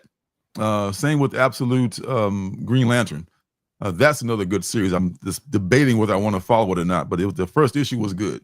In fact, it was better than the Flash first issue, I want to say. Ultimus 13? 3.0. So the Ultimus thing is the maker is on his way back, and I think the shit's gonna hit the fan when he comes back. So, the maker's coming. I don't read X-Men on the regular, but they come up with some dope ass covers. I'm gonna take a look at this is a cover that I would just buy $4.99 though. This is a cover I would probably just buy because it's so cool. I mean, you kind of got a thing for that broken up trade dress, don't you? I mean, like with the Thor with Beta Ray Bill, first appearance of Beta Ray Bill. With Magneto. I didn't know it was a fucking Magneto in a suit. Holy shit. Oh, this is what's up with that? Ooh-wee. What's up with that? Exactly. What's up with that? Is he riding like a metallic motorcycle? I don't know what the hell he's riding there. It's even Magneto, but somebody else is wearing his helmet. But that's pretty cool. Maybe it's Professor X. That's what I was thinking. That's what I was thinking. It could be Professor X. Chad is in the house, 90 miles from Cuba, aka 90 miles from comics. What's up there, sir? Oh, I bet is it a pretty long series? Because Fatale is like about 5, I think, volumes. I may have to read New Adventures. But now, oh, okay.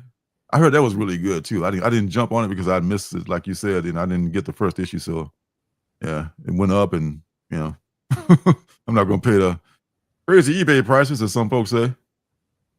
What else? Is there another decent cover here? I think there is. This Warren Howell. Let's look at his 1 in 50. That's pretty. Isn't this who's this character? This is a character that she looks kind of like the Goblin Queen or the Queen Goblin.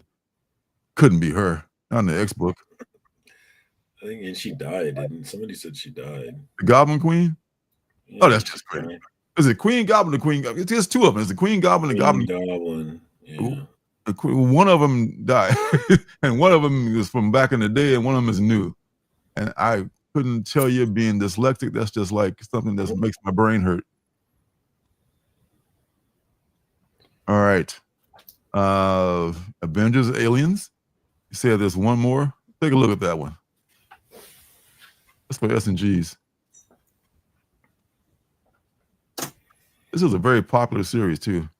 A lot of people a lot of people love it. I love that you said Ribic. How do you say his name? Ribic. I don't know how to say his name, but I like his style. Ribic. I'm not sure if I got the accent. He was on it. He did Eternals with Kieran Gillen. Oh, really? I just like the whole style of that book. It was a weird book, but I liked it. Yeah. Very serious looking brother. Jessica Fong. Some people pronounce it Fong. Not sure. But yeah, I mean, I imagine there's just a bunch of aliens just doing in the Marvel universe.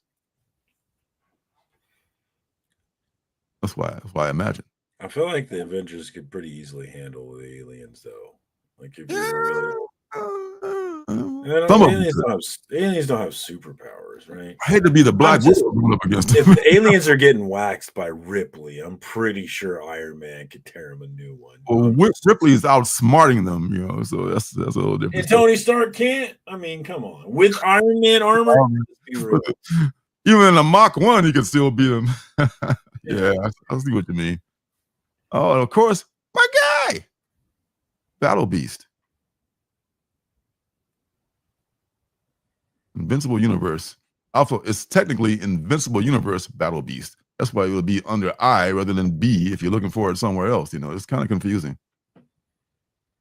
I've already read number 2. I think I talked about it last week and it was a good thing. Oh, the Blood Games. Yeah. Jokes. Huh? Oh, sorry.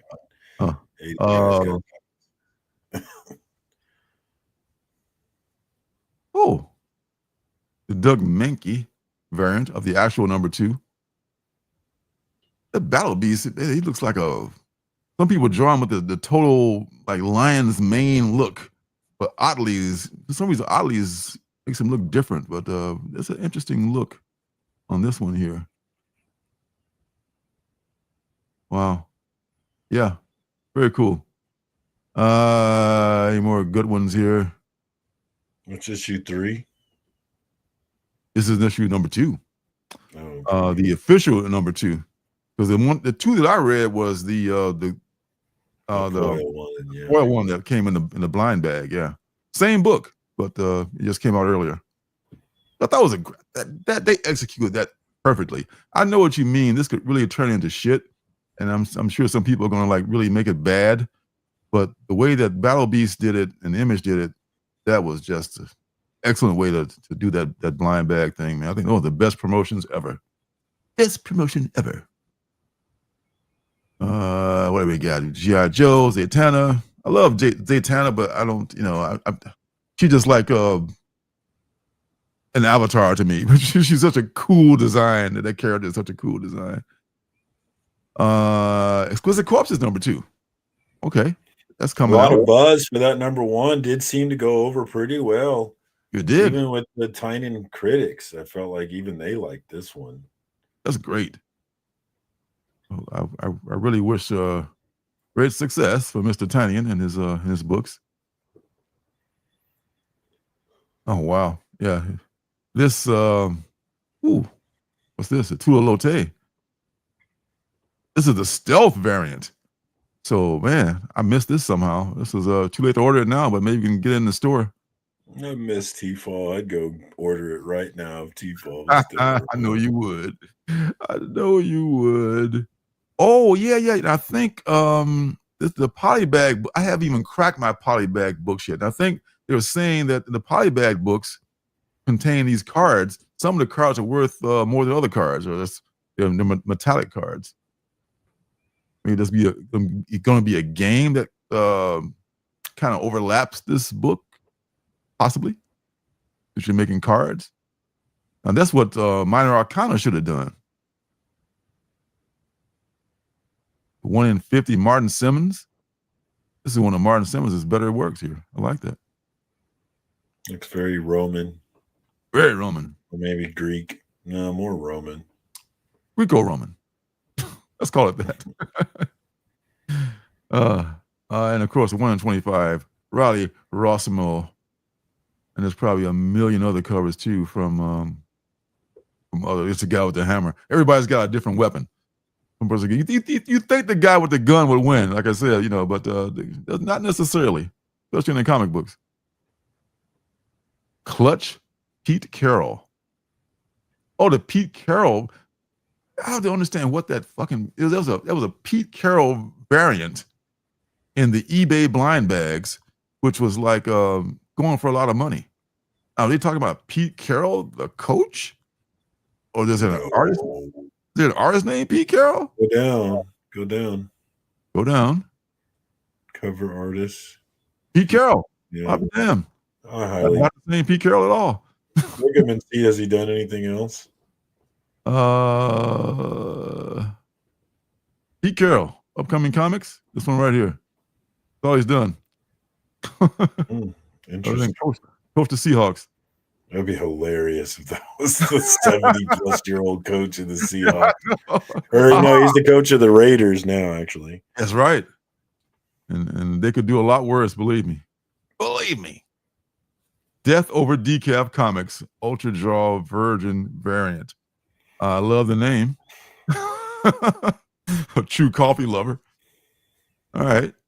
Kind of cool. All right. So I don't know if I've subbed to that yet, but I probably will. That means I probably got to drop something else. Bug Wars is coming up. Number 5.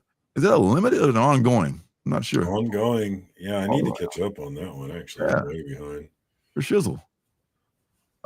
West Coast Avengers. I know you're pulling that, right? You damn right. I can't break the streak. I own everyone ever. We can't stop that. You can't stop the chain. You say just read the first issue. Really? Okay. Wow. Okay. Well, man, I trust your judgment on tequila, so I definitely trust your judgment on that too. All right, I will look for that. And the White Queen, Emma Frost, the White Queen. Good for a little Sharon Stone action. Let's see. I think she is wearing underwear, I think so. There won't be a little Sharon Stone there, but it's a very cool cover by David Nakayama. No wonder I didn't see a signature. I didn't see the DNA down there in the corner. Okay. Shit, I gotta buy it.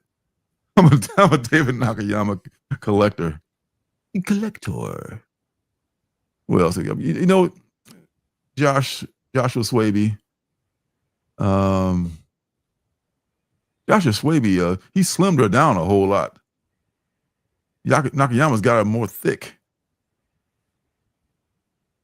That's probably the best. Okay, here's one.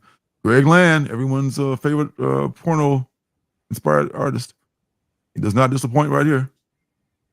It looks like it's almost like magazine size. The format looks almost different than the rest of the covers. The Darkest Days of the Hellfire. Okay, this is probably just a limited, I want to say. If I had a nickel for every time an Emma Frost book / arc revolved entirely around taking a deep dive into Emma's past, I wouldn't have a lot of money, but I'd have enough nickels that it would be comical. Wow, I gotta give a like on that one. Ours? 50 likes, including yours. I know. Whenever I see somebody, I gotta make it 50. I can't leave it odd like that. I gotta do it. Gotta do it. This is who? This is Knight of Comics, Heroes Con. Oh, I hate to bring up Heroes Con again. Godtail Virgin variant. Wow, very anime inspired, but cool. I haven't read Birthright. I have to look that one up. Yeah, I mean, only thing about the X books, it's just so very many X-Men. The problem, and that's what people love about him. I guess is one of the things people love about him. But what else we got? Godzilla is the busiest monster in comics. He's fighting everybody. He's in Marvel books. He's in IDW books. And I didn't realize that Godzilla, I'm probably the last person to realize this, was really created after the bombing of Hiroshima and Nagasaki as a representation of that the horrors of nuclear weapons. And his fire breath represents the death and destruction that nuclear weapons cause. And the scales on his body represent the burns that people received from being disfigured and maimed by that event. Fun fact. Almost as dark as your Indianapolis story. Yeah, that's what I was thinking. They're just full of fun. Oh man, full of laughs today, folks. Another Jeff the Land Shark book. Thank you very much. You're welcome. Keep buying them. Okay. Spider-Verse versus Venomverse. Absolutely not. Bring on the bad guys. What the hell are they? Is this going to be a crossover event? It's going to be an ongoing series. Let's find out. Bring on the effing bad guys. The balance of power is forever changed. An ancient artifact known as the Soul Forge has the power to collect all the souls on Earth. Dr. Doom must stop it at all costs. Who is the mysterious Sister Sorrow, and what is her connection to Doom? And is she any kin to Sister Imperator? All right, this is the first one here. Mark Guggenheim, heir to the Guggenheim Museum fortune, is writing this one. And Stefano Raphael is the artist. All right, so I think I may have pre-ordered one. I'm not what cover I ordered. Maybe I found a cover I liked and I pre-ordered it. I'm not sure. Maybe I pre-ordered that one just for the shits and giggles. Just taking a flyer on it. Oh, this is who? This is Kevin Eastman. Yeah, Kevin Eastman of the Ninja Turtles fame. Oh, yeah, you can always kind of tell his style. Very definitive style. And of course, the Peach herself, the Marvel Rivals variant. How's that Rivals buzz going these days? I have not been playing that game at all. It's still going though strong in terms of like they're still releasing new characters. They just dropped a new character recently. Ultron, maybe. Actually, I think. So it's still going along, but I've been unplugged. I haven't been playing at all. I was never that big into it anyway, though. Oh yeah. I of course don't play it, so I missed the whole buzz thing. Yes, Frog says he's definitely not a Greg Land lover. That's a trace of Pamela Anderson again. It does bear a resemblance. I have to give you that. Where we at? Bring on the bag. So I don't know. I mean, the Soul Forge, Doom. It is pushing Doom because I guess because he's in and that movie won't be out for God knows how many years. But then FF is coming, so there might be like a teaser at the end, but with Doom in it at the end of that movie. So we'll see. We will see. Bring on the bad guys. All right, here's the thing. Gwenpool. Oh no, let me clarify that. The all new, all exciting, all rough and tough and tumble. Open another window here. Gwenpool. Oh my God. Yeah, the tragic death of the original Gwenpool. Okay. I bought the first issue of much to my, I'm ashamed of it, you know, don't hate me. I bought the first issue of this once again, as I often do. This is the first issue of the all new, all deadly Gwenpool, where she's like chopping off, you know, 2 heads getting chopped off. Like, ooh, she's a badass. She's chopping off people's heads. Now buy this book. So I bought that. Just on a whim, and I read it, and I was just like so disappointed. I mean, it's like the only thing it has going for it is that it breaks the fourth wall. I get it. She's a Deadpool. She breaks the fourth wall. Be clever in the way you write it, man. There's nothing clever about the book whatsoever, other than like, you know, she shows up in the fight. Because Spider-Man, for some reason, is there because he's the biggest star in the Marvel universe. I guess, you know, premiere issue got to bring Spider-Man in, right? So buy the book. And there's the fight going on, and the original Gwenpool is there. Not the original, but the new Gwenpool is there, and she's cracking jokes. And she literally went from one panel to another and called it. Like, how'd you get away, Gwenpool? This giant monster stepped on her. Because I just went through the panel that went down to the, like, what? I mean, are you just fucking with us now? And don't even get me started on this diaper butt cover here. But the people down in the comments are just like eviscerating that cover. Like, yeah, no, this cover is not it. Disgusting. I fucking hate this cover. Okay, I'm usually a fan of ass, but like, yeah, you know. At least our girl is on the cover this time. This is the fan of the original Gwenpool. Total diaper butt, man. And it's like, okay, so she's kind of a cross between the Deadpool, you know, and Wolverine, because she's got her things come out of her elbows like Wolverine's claws, but they're like comically longer, so that's impossible. You know, so you have an entire, like, you know, sword come out of your elbow. Where does it go? Does it bend around your arm and come back out again? It ain't possible. The Wolverine's claws are only so long, you know, that is, you know, physically possible if it were to happen. But this is like totally like, what are you doing? What are we doing here? You know, and your diaper butt cover. What's up with your diaper butt cover? You know, like, you know, that's not a flattering cover at all. For the I mean, first of all, I think they both have healing factors. So the original all Deadpools have healing factors, right? So it's not going to be their death because she's getting harpooned there. It's just another, you know. I don't know. I thoughts. I just recently realized that Gwenpool was a play of Deadpool. Like, it never occurred to me until recently. Oh, Gwenpool, like Deadpool. I get it. Like, so I don't know anything about this. And get this, her name is Gwendolyn Poole. Not for me. And that's the original one. The original one with the diaper butt there. Her name is Gwendolyn Poole, and I'm just going to say, like, the original, the new one shows up. She pulls her mask off, and guess who she is? No idea.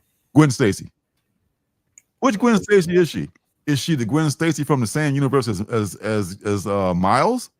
Is she a Gwen Stacy from the past, from Peter Parker's past? Wait, Gwenpool's not Gwen Stacy, or she is Gwen Stacy? No, she's Gwendolyn Poole. She's actually Gwendolyn Poole. That's who she's. The original one is Gwendolyn Poole, but this one, the new one, the all new, all spectacular one with the Wolverine, you know, things is Gwen Stacy. And this is, if anything, you think they couldn't do anything more dumb than Mary Jane being Venom? Hold my beer. Oh, I think they can. I believe in them. Stick around. Hey, huh? Gwen Stacy, huh? From the past. Oh, we couldn't bring her back, huh? You're welcome. Buy it. Oh God, I just had to get off my chest, man. Like, you know, like, I couldn't put it in what's good because it's not good, but I wanted to just like, are you fucking kidding me? That's why, you know, the world to come was like such a pleasant surprise, because like, okay, this is somewhat clever. You know, these people are just phoning it in right here. I'm sorry. I mean, I don't know this staff, this creative team that much, but what are you doing? What is this? What is this pap you're putting out here? This is Ross. What have you learned so far? Brubaker and Phillips are noted. Yes. Be killed is dope. Bug Wars stole birthright style. Oh, Aliens and Avengers is amazing. And Walking in Indy, get your dick shot off. Words to live by. That shit should be written in stone somewhere. All those things. Yeah, no, man. It's totally, man. It's like, oh my God, it's the most unappealing butt I've ever seen. Like the person said, like, I'm in the ass and all, but ew. That is not something I look forward to. Not a good look for Gwenpool or for the creative team, if you ask me, which no one did. All right. Moving on down the line here. Hey, Phantom Road. You caught up on that? You still stacking them? I think I haven't read 12. I think so. I'm close to caught up, if not caught up. Me too. I haven't. Still no answers on what the fuck is going on. No answer. I think I maybe read 11. I got to read 12 and 13, and now 13 coming up too. So I want to fall too far back on that one. Blood and Thunder #2. I'll be picking that up. Talked about on What's Good, I think last week before maybe. That's a cool little thing about this asteroid. This where people are living, and Blood is Miss Bledsoe and her Gun Thunder are agents of this law enforcement society on that planet, on that asteroid. There's another Mark Spears gunslinger Spawn on 7. What else we got? Rat City moving along at 15. That must be some people must be buying that because it's a thing. It hasn't been it's the Scorched Rat City, you know. Yeah, there's dedicated McFarlane fans. Yeah. The Sam and Twitch thing is good. I know I read that. I got several. The first arc that was a good series. Of course, I Was a Fashion School Serial Killer #3. I got to read #2. #1 was pretty weird. Vatican City. I gotta catch up on that. That's the only. It was like forget who the writer is on that. Maybe Mark Miller. Mark Miller's the writer on that. And only people in the Vatican were saved when Earth was just overrun by, I think, zombies or something like that. Or something like that. You know the drill. Powerless. Wellbore. Hey, Wellbore. Good to see you. Uh-oh. This is up 3. I guess between the Pacers and who's got the Pacers and who's got OKC? I have OKC. I would have to flip a coin. I don't know nothing about either one of them, as I revealed my ignorance earlier. I must have ordered this number 49 facsimile because I never read that book either. I enjoyed number 48, the facsimile of that one, because I never read that book, and I never read the first appearance of Galactus and first appearance of Silver Surfer in that one, cameo of Galactus in the 48.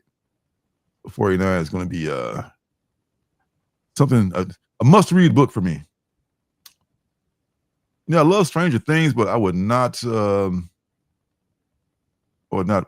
read it in a comic. I love to watch the story only in the TV show. Blood Letter. Is the blood letter? A letter written in blood, or is it a person that lets blood by cutting people? Let's find out. Tasha Thornwell is the blood letter. Well, there we go. Mystical mercenary of the world's secret underground, a former CIA operative forced to live in the shadows after being outed by Al Simmons. That damn Al Simmons, he's no more stuff. 10 years ago, Tasha is now out for revenge when she learns Al Simmons is alive as Spawn. The mission to hunt down and kill Spawn begins in this debut miniseries by Joseph P. Illich and Tim Seeley. Okay. And along with the incredible art talents of Christian Rosado. One cover and one blank cover. That's all you need. All right. Well, maybe some Spawn folks might pick that one up.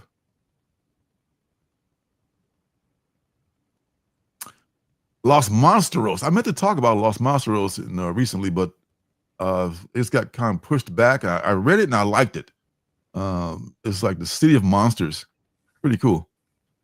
And it's a whole city where, like, monsters are the norm or something like that. Money Shot has some awesome covers. Now, Vanishing Point. Oh, I don't know if I read Vanishing Point #1, but damn it, I gotta have that cover. It's like a Jetsons kind of homage to that. Dun, dun, dun, dun. Is boy Elroy, daughter Judy, the Unicellular amoeba. There was some a takeoff on that in Ren and Stimpy that was pretty cool. Next week's Zdarsky's News is coming out too. Oh, okay. Moving on down. Okay, Pastime #3. Really good story of the vampire baseball player, and we're gonna really get some revelations, I think, in that one, which I'm looking forward to.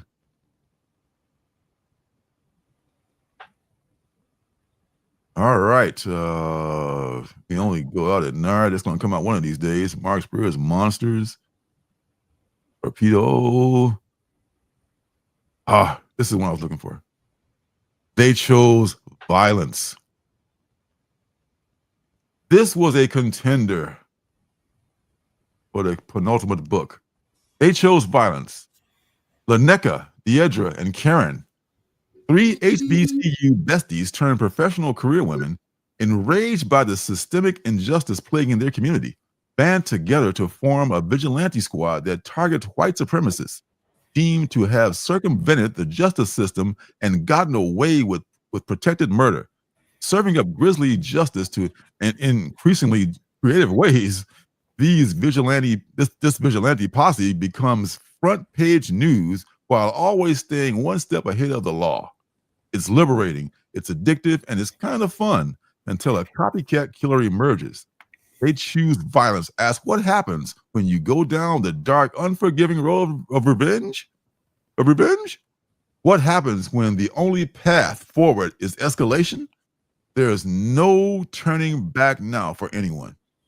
So the premise is interesting. We got the creative team here: Sheldon Allen, Mauricio Campanella is the artist, colorist Danielle Camancio. Okay. Axel Alonso is the publisher. I kind of like this Kyle Baker cover here too. Kyle Baker, cover B. I don't know what movie this homage is, but this is nice. The baddest 3 chick hit squad that ever hit town.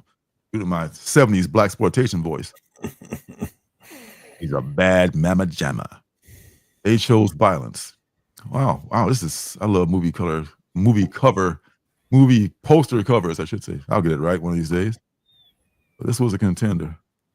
I could have been a contender. Kyle Baker, I like Kyle Baker. Kyle Baker too. Well, that was one contender. And another contender was, where is it? Oh, this one. Bitchcraft. I mean, just for that name alone, man. Whoa. I'm listening. It's Dr. Fraser Crane. I'm listening. All right. Set against the backdrop of modern day New York City during a seemingly permanent supernatural eclipse. Ooh. Bitchcraft follows a queer coven bound by magic and blood, each bringing their own flair to the craft. A pretentious oracle who speaks with gods, an emo necromancer with a forked tongue, literally, and a nature witch with the soul of a fairy tale princess, under the guidance of their enigmatic guardian, MTHR, maybe pronounced mother. The coven discovers they're at the center of an ancient prophecy, and all which kind hangs in the balance. Or all which kind, depending on how you look at it. Oh, Mad Cave. Yeah, I think these two are definitely ones I will look for. I may have pre-ordered one of them before, but I don't know if I have. But if not, I'm going to be looking for these from Mad Cave and from AWA. And this is who? This is Luciano Vecchio. Okay. All right, then. Looking like a freak on that cover. Super freak. Super freak. All right, we done reached that time. What It's like, oh my God. Coming like $5. That's too much. The voice of Ugly Wanda. Watch Living Color. It's culture for black folks. It's race for white folks. Word. Green is good. Green is great. It's hard to fake and don't look good in the egg. That sounds like a spell. You just put a spell on us, Jenny. That's awesome. All right. On that note, it's time for the Penultimate Book. So let's get that going.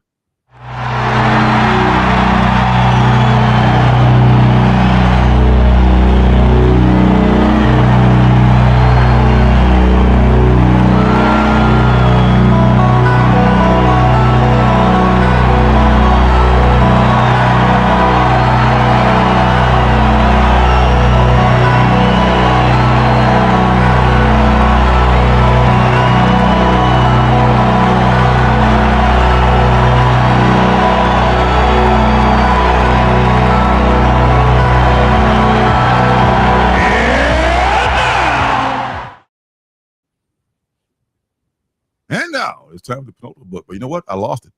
So I'm going to open a new tab and find out where the hell it is here. Yo, old StreamYard, you're just messing with me again. Doggone it. All right. I'll find it in a second here. I'm going to share the screen. And I'm going to find the Penultimate Book. I'm going to bring it up.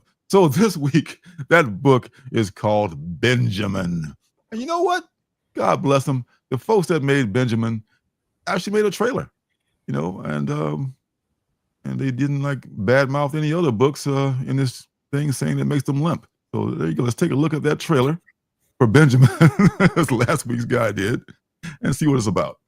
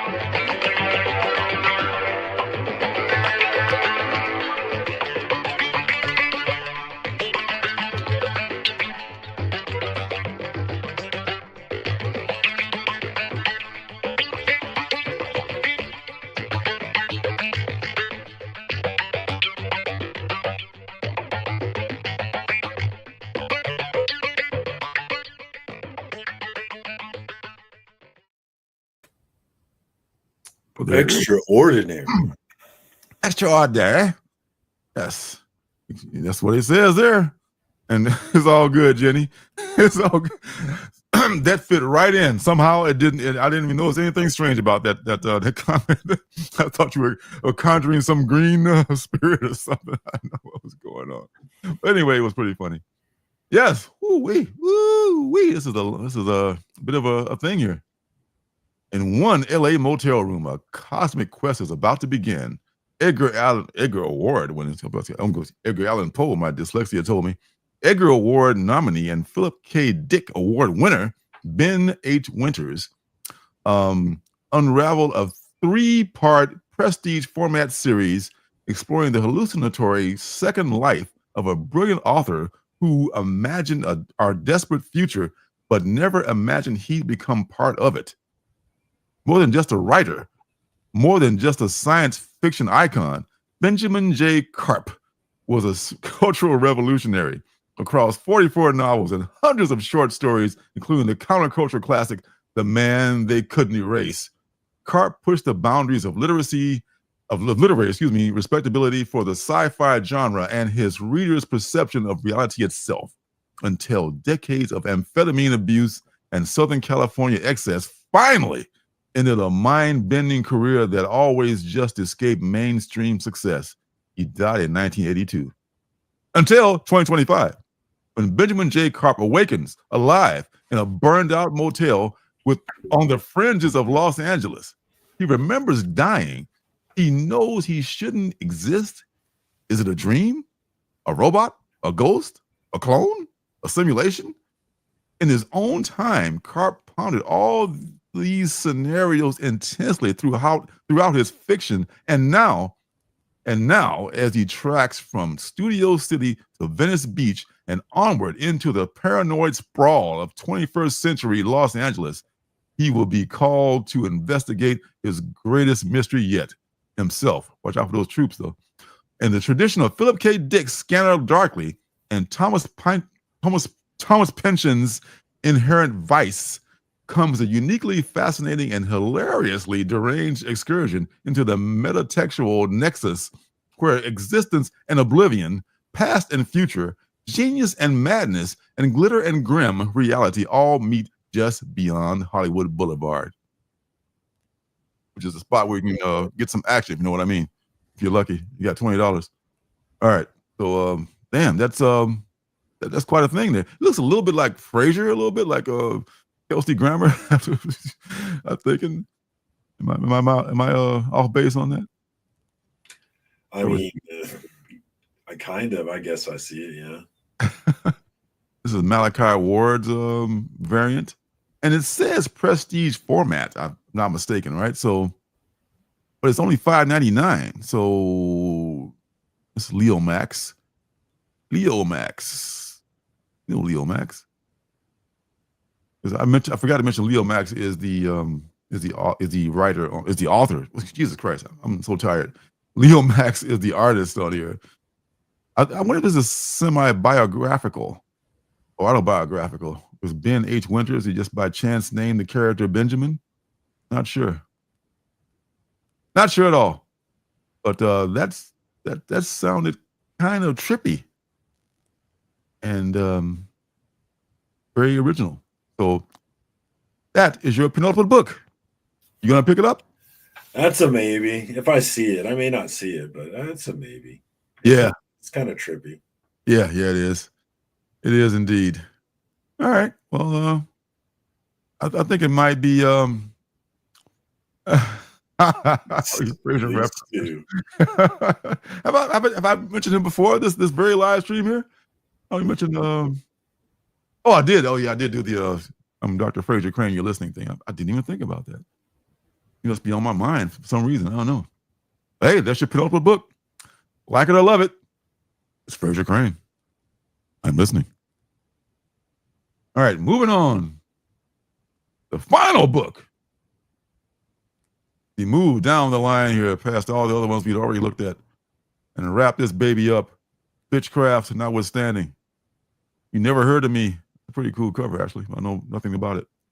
Last Witch, I think that's the ongoing series. Don't Run with Scissors, number 2. Number 1 was okay. Don't know if I'll pick up number 2 or not, but it was okay. More printings of Batman. And I'm looking for that last book. Is down here at the bottom. Where I left it here.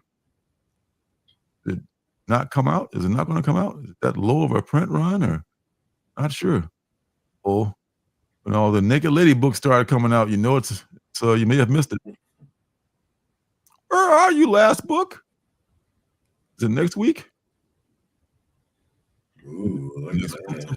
Sometimes that happens. You know, there's like, I was looking at it yesterday, but nah, you know what? It's not going to come out till next week. Oh, come on, man. All those ladies. Do we really need all these Lady Death covers? I mean, come on, really? Huh. Looks like I may have they've either pulled it or I passed it. I'm just so tired. I don't see it. Is everyone dizzy yet? You're welcome. It's not my intent. Well, if I don't see it, so I'll pick another one. Which is a shame because it's a doggone shame. It was a book that we'd talked about before. At least we had her previous works on here. Yeah, I guess they must have pulled it to next week, to the week after. Sometimes it bees like that, folks. Sometimes it's just like that. You just so I guess I'll go to my second choice, which was not Skull Island. That's like a King Kong thing. I'm not a big King Kong fan. How about you? I mean, indifferent, really. Yeah, I'm kind of indifferent about it, but I kind of dislike the concept of the original King Kong. King Kong and Tarzan are not my favorite franchises. Those two. All right, fuck it. Robot Girl. Robot Girl. Robot Girl. Robot Girl, you're in the game. Get off the bench. Stop picking your nose. All right, Robot Girl, number 8. And who was the author and know that? Mike White. Good luck, Mike. Continuing the acclaimed all ages adventure from Penguin Random House graphic novelist Mike White, as seen in Free Comic Book Days Keen Spot Toy Box Special. Mari is pushed to the edge and does something she never thought she could ever do, setting events in motion that cannot be undone. ARRA. And Mari run for their lives, but after the slide to the robot, okay, you can tell that I didn't know what the hell I was picking here, but it's like it's definitely an all ages book. It's a cute cover. It's from Keen Spot. It hasn't had a lot of big hits, and nobody is looking for it or caring about it. And Mike White's doing all the covers. Are you gonna pick this one up? No. Good answer. Yeah. Hey, Dr. Von Hoot. What's up, sir, from across the pond? DVH. Hey. Just in time to see the last book was a last minute sub, which is a big nothing burger. But welcome, sir. Good to see you. But hey, I guess that's all we got. Next week, the final book was going to be Pee Pee Poo Poo. It was like the new version of that. So she must have like moved it back to next week. Sometimes it happens with that, so I don't know. I got nothing. Control F, Janet, is how you do that. Control F. You can do a word search on the page. What are you looking for? Yeah. I don't know. Probably searching for Frasier or something. Frasier. Yeah, baby, I hear the blues are calling. Tossed salads and scrambled eggs. Oh my. I don't know what to do with those tossed salads and scrambled. I'm sorry, I'm done. Thanks for stopping by, everybody. Good night, everybody. Seattle, I love you. All right. Thanks for everybody who stopped by, who hope my terrible singing and my even worse impressions. So next week, what do you got going on, my friend? How'd you got a little time off? Yeah, I don't know. We'll see. Yeah, play it by ear. Nothing's set in stone anymore. Nothing says, hey, I love that. It's my philosophy of life, man. 3 shows a week. I'm gonna get back to it, but yeah, 1 or 2 shows a week for a little bit sounds good. Sounds good to me, son. We all need to recharge our batteries, and you're no different than that. But hey, thanks to everyone who did stop by. You came in at any time. If you're watching on the replay, we appreciate your presence. We are nothing without you. We love you all. So, hey, next week, and God willing, and the creek do not rise, we will be back again to do this thing that we love called the New Comic Book Day live stream. And until then, take care of yourself, take care of each other, read your comic books. Peace and love to everyone. Good night.